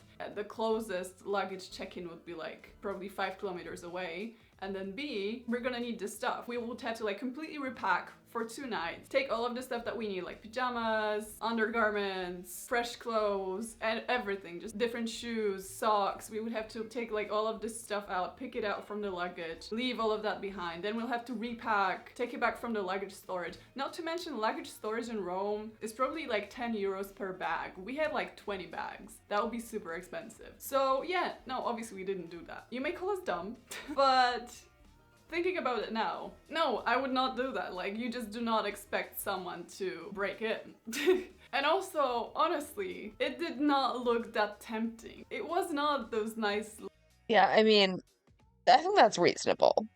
If it looks like it's just like a family on a road trip, like, yeah. I think that's fair. Louis Vuitton suitcases. It was like piles of trash in that trunk. So that's also kind of surprising that someone looked at it and was like, that looks expensive. Because that was basically 20-year-old sports bags filled with shoes. Anyway, we were sightseeing, and then I think on our second night, which was coincidentally a night before a bank holiday when everything was closed, I went to get something from the car. I think that was like pajamas or something. I went to the car to get pajamas. That was around 10:30 p.m. So I went to the parking lot. Well, not really a parking lot, it was like a parking spot near the building. And I opened the trunk and I took the stuff and I closed it and then I went to sleep. And then the next morning we were like, whoa, let's go have some breakfast. We had cornettos and cappuccino and we're like, whoa, Italy, Rome, la la la. And my dad was like, wow, this is a really nice district. Like, I thought it's way more dangerous. And then I think he needed like a new pair of socks or something. So we went to the car before going sightseeing again. And we went to the car, the trunk was closed, so we didn't see anything. But my dad was like, the trunk does not open. Like, maybe the keys are just, the battery is dead or something. Then he eventually managed to open it manually, I think. And you know, it's one of those automatic trunks that are like slowly raising on their own. We were like standing there, it was like a movie scene. It was like slowly raising up Dramatic. to show us an empty trunk. And we just stood there like the standing emojis and we're like complete denial. Cause it was clean.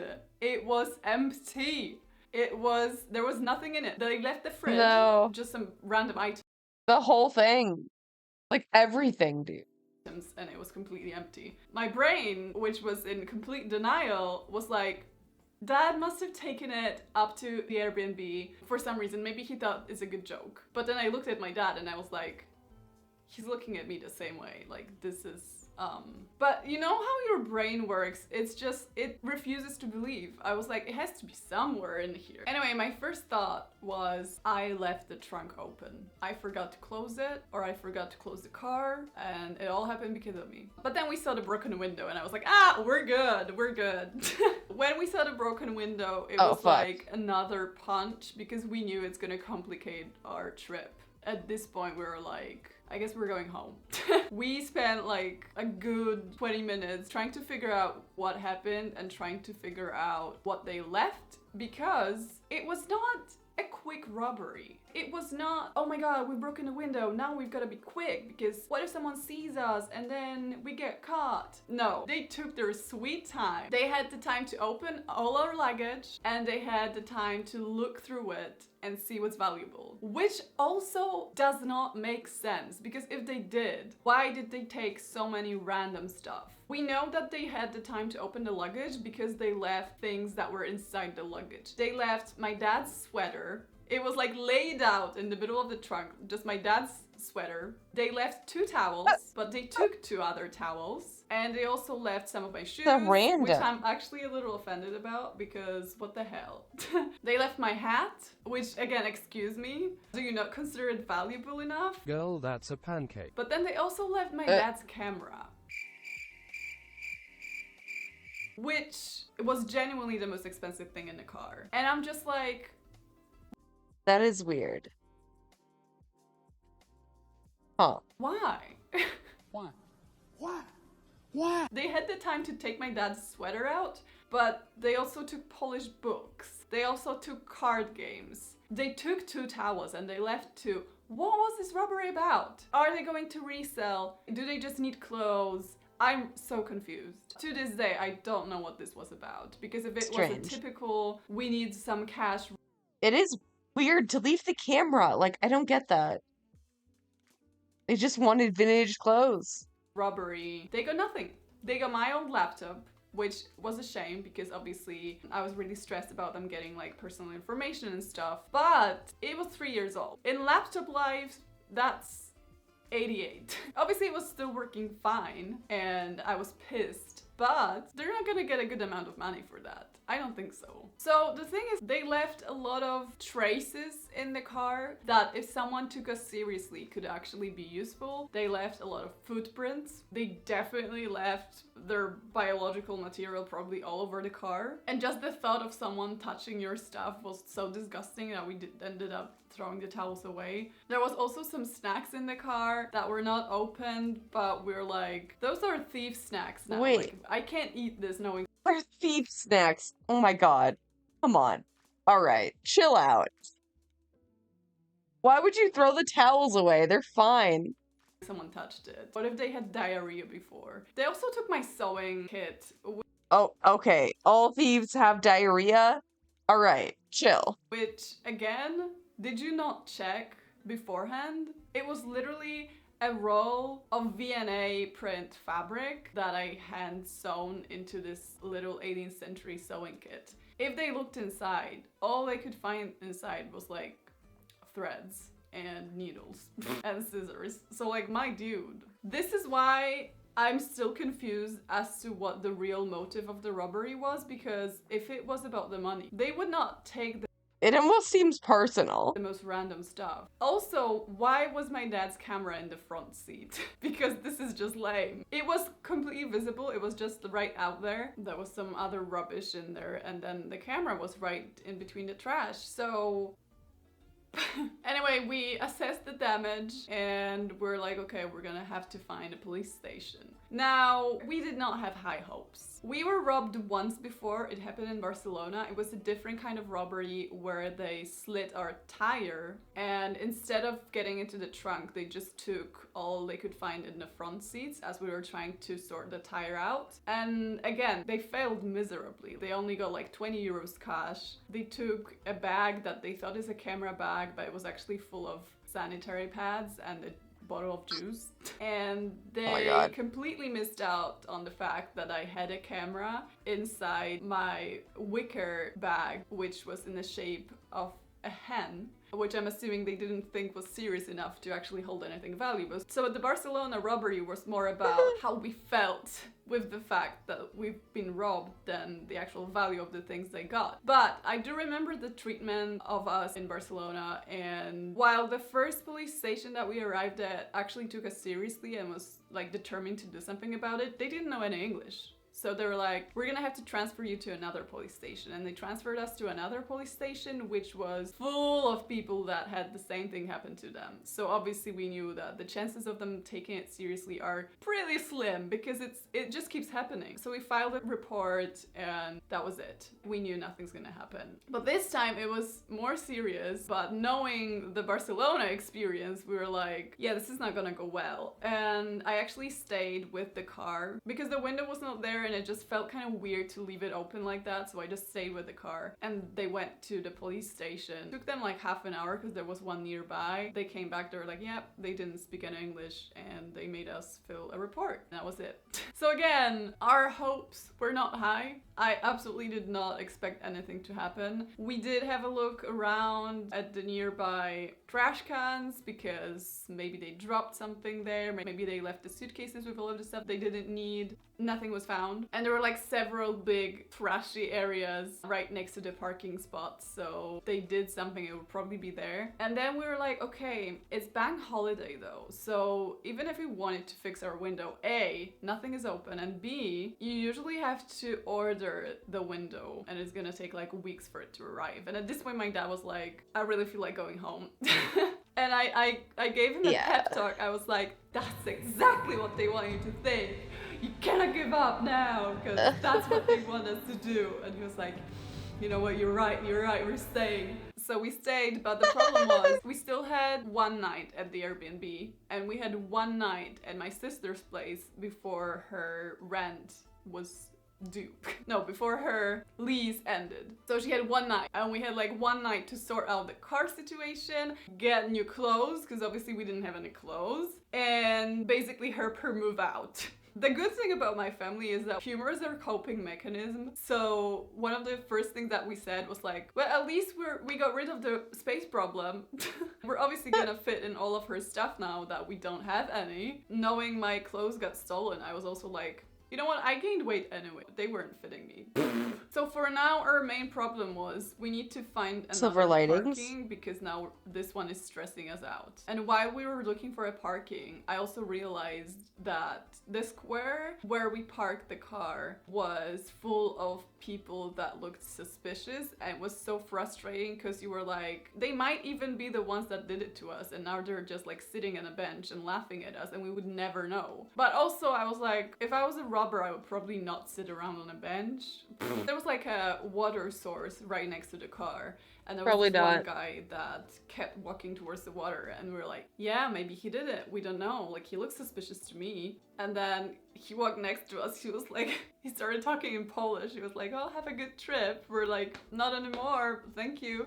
And I felt so bad. But anyway, now our main mission was to find a parking spot that was in a different place because this one traumatized us.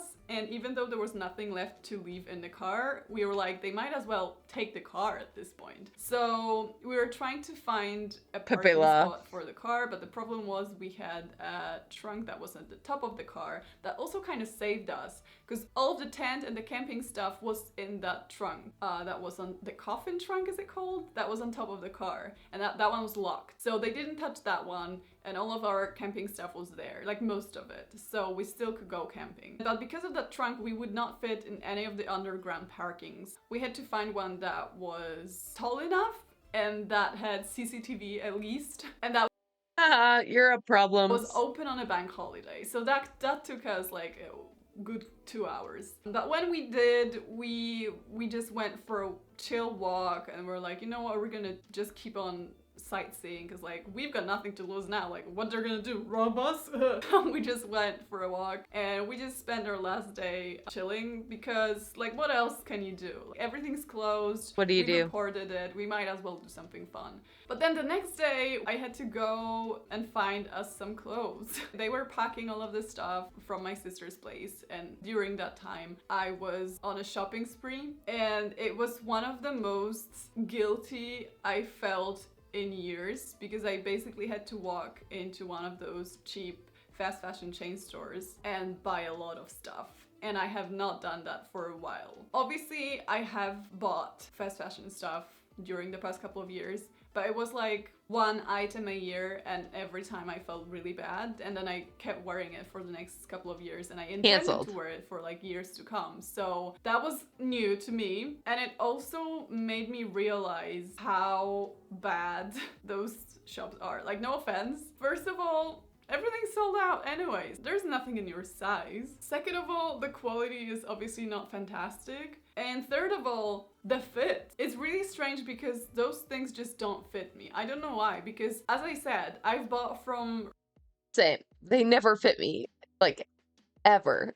like retro modern brands, which also use the same manufacturing methods, and yet modern retro clothing fits me like a glove. Like, it just looks good. Whereas everything I tried on, I was like, cool, because it was just not it.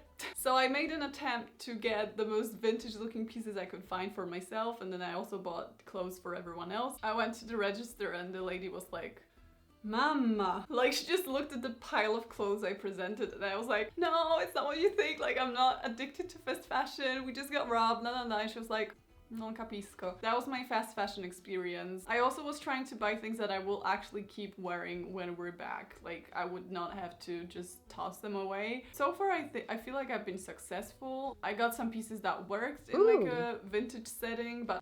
Wait, these are all so cute. What the fuck? Wait, it's too fast. I love this. That's so cute. Some pieces that worked in like a vintage setting. Yes. Play. But also, what the hell is wrong with modern swimsuits? Because that hurt. I was trying on one pieces because I'm used to wearing one pieces, and every size I tried, the bra cups would not even reach my actual bra area. Why?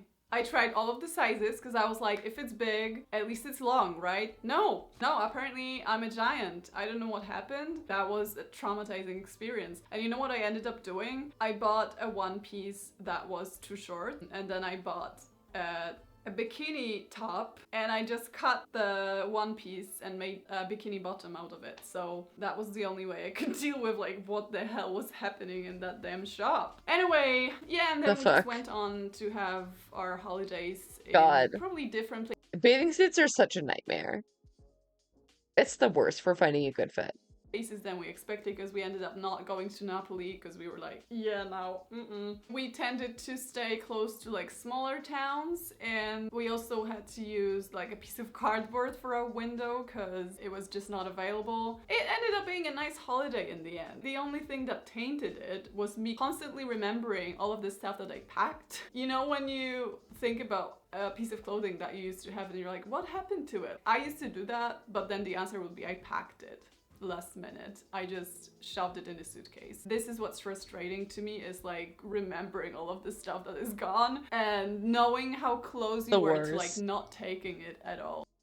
I have a pearl necklace that was like from my grandmother that got stolen, and I think about it like all the time. It makes me so sad. But to be fair, the worst part for me was all of the things of the sentimental value that were lost. For example, the old camera that I used to have, the vintage swimsuits. There was a book that I found in a park once. There was my sewing kit. That kind of sucked because I used it since 2019 when I made it, and it had those cute scissors that I bought on a family trip. So like all of those things. And then it also had like a metal sewing pin container that I got probably also in Italy years back. So it just kind of sucked knowing that they won't sell it anyway. Like, they were not of any value to them, but they were of value to me. So that was the worst part of it. But overall, I was surprised at how much I did not care about things that were of actual value. Like my laptop, couldn't care less. Let them have it, like, I don't care. Also, the problem with the clothing that I got from modern reproduction shops is that they're small brands and they usually put out small batches of clothing. So at first I thought to myself, oh, as soon as I get back home, I'm just gonna order the same pieces again. But the problem is, even if I bought those pieces like last summer, they've already sold out. So there's just no way of getting the same pieces again. So that also was kind of frustrating, but most of all is like the absolute sheer audacity of someone using losing your trust in humanity and completely obliterating your holiday plans. I hope they step on Legos, not gonna lie. During our trip, I was debating on whether or not to tell people on Instagram about it, because I did not want people to judge me for being stupid or just give me stupid advice. But at the same time, I thought, well, maybe there is like a No, it happens to everyone. That's dumb. Don't blame yourself. minimal chance that someone will actually be selling the clothes, and if I show the clothes, maybe someone will find them. But I also kind of wanted to vent, so I posted about it on my Instagram, and people started making memes about the event, which was honestly the highlight of the whole experience. I still laugh just thinking about some of them. So that was definitely worth it. At least something good came out of it. But overall, yeah, it was definitely a life lesson in being a tourist. The only thing I regret, like maybe that was kind of stupid, just leaving my laptop in the car, but it wasn't like laying around there. It was actually hidden in the stuff. So, but that was kind of stupid of me not taking it upstairs, but also it was not that expensive. Like, okay, yeah, obviously it is a huge loss, and buying a new laptop I had no idea they're that pricey now, but at the same time, it was not the first thing I thought I'm gonna have to bring upstairs, which is weird. But also it kind of makes you think, we've been traveling for ever since I can remember, and we always did it the same way. We packed our car, we filled it like up to the top, and then we just went camping. It never happened. 2018 was the Barcelona experience, and then this year this happened. So it just makes you think it's getting dangerous, but also people are getting really desperate. Maybe that's what's a bit worrying. But also knowing how Italian institutions work, they're pretty lax about a lot of things, so it doesn't really surprise me. I just wish it wasn't this particular thing that they're lax about, but you know, it has its advantages, I guess, where you don't stress out about every detail in your life and you don't follow rules, but also it can bite you back. And the funny thing is, I'm always really, really paranoid about getting pickpocketed. So I'm always like, my bag zipper has to be in front of me so I can see if someone's trying to open it. I'm always really careful about stuff like that. So that's kind of ironic that that doesn't really translate into me thinking the car is maybe not untouchable. Yeah, I've traveled a lot, and like bringing my computer and my whatever valuables I have in is like the first rule. Always.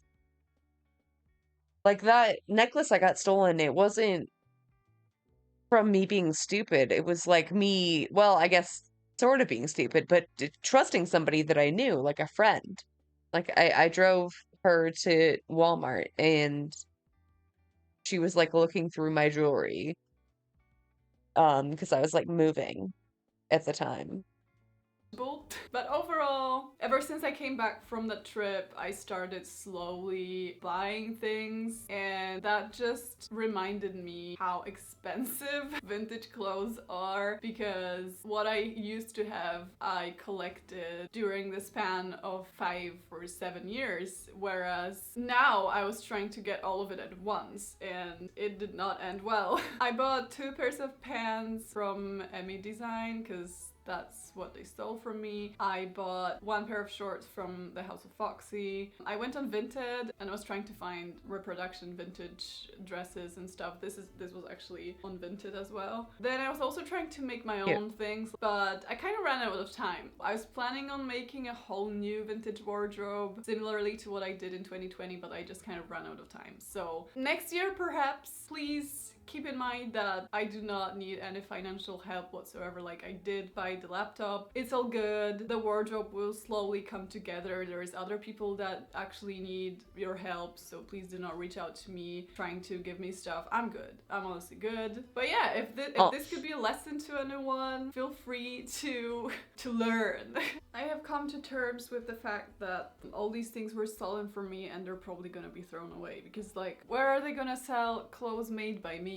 The seams are unfinished, my dude. Like, nobody's gonna buy that. Who's gonna buy a vintage swimsuit?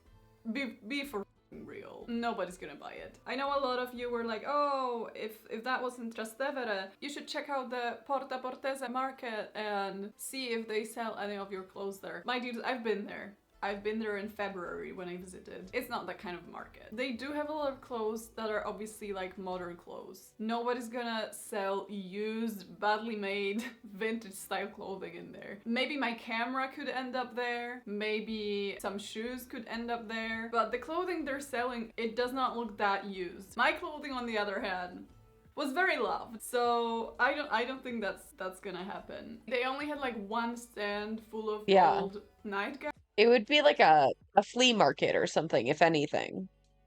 Maybe online.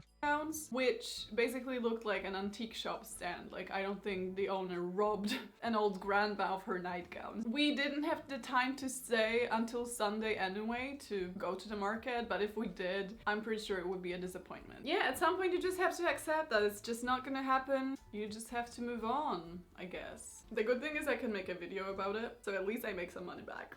Just saying. So yeah, that's the story. I kept telling my friends that I'm actually super glad this happened during the summer rather than in the colder months, because if I took all of my favorite vintage suits during autumn or winter time, I would actually hunt them down. All of the reproduction pieces, all of the pieces that I made, that's all good. Actual vintage clothes, I will hire a private detective and find you, because that's something else. So I'm actually glad it happened when it happened. I'm actually glad it happened to the things that I took, because again, if I took my 18th century outfit that I just finished and never photographed, I would be pretty upset. I also forgot to mention the dress that I got from my friend. I never photographed it, and it was actually the first thing that came to my mind when I realized I'd been robbed. I was like, I have to tell her, because I felt so bad. So I texted her, I was like, it was stolen. Because I knew how much love and care she put into the dress, and then before I even could wear it, it was basically taken away. So yeah, she's making me a new one though, but that was... And apparently my summer was like, let's keep the good vibes going, because the most obscure stuff just kept happening to me this summer, so I'm kind of glad it's over. Even though I had a lot of fun and spent time with my friends and family, and it was great. It was fantastic, but also, what the So yeah, Rome is a fantastic city. I love it. It's gorgeous. The vibes are immaculate, but maybe it's not the safest. Attenzione borseggiatrici. Attenzione pickpocket. Remember, whatever inconvenience in your life there is, you can always monetize it. So, if you're new here, I'm a vintage girly. I've been wearing vintage since, let's say, 2016. And one of the things that is super annoying when you're starting out is how long it takes to actually build a vintage wardrobe, because it's expensive. Vintage clothes are expensive. Modern clothes that look vintage are expensive. It's an expensive hobby. Like, obviously, yes, you can thrift, but at the end of the day, you end up preferring things that are just exactly what you want them to be, instead of like, yeah, it kind of works. So for the past couple of years, I have been carefully and slowly curating my vintage wardrobe. Oh, wait.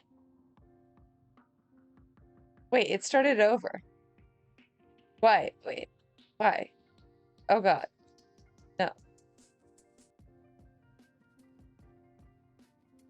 Taken away. So yeah, she's making me a new one though, but that was being glad it's over. Even though I hate it, fantastic, but also it's gorgeous. Seggiatrici, attenzione pickpocket. Remember, whatever inconvenience. That's so weird. Oh, it's on repeat. Weird. Wait. Interesting. Okay. Well, anyway, I think that'll be all for me tonight. Thank you for hanging out. I appreciate you. I hope you have a good night. I will be back tomorrow. Wait. Maybe just Thursday. I'll be back Thursday. No, tomorrow's Thursday. Wait. Wait. No, it's after midnight. Okay, yeah, no. I'll be back Thursday. Because I have to do the editing and the weeds and all that. But I'll see you then. Drink some water, take care of yourself, and have a good one.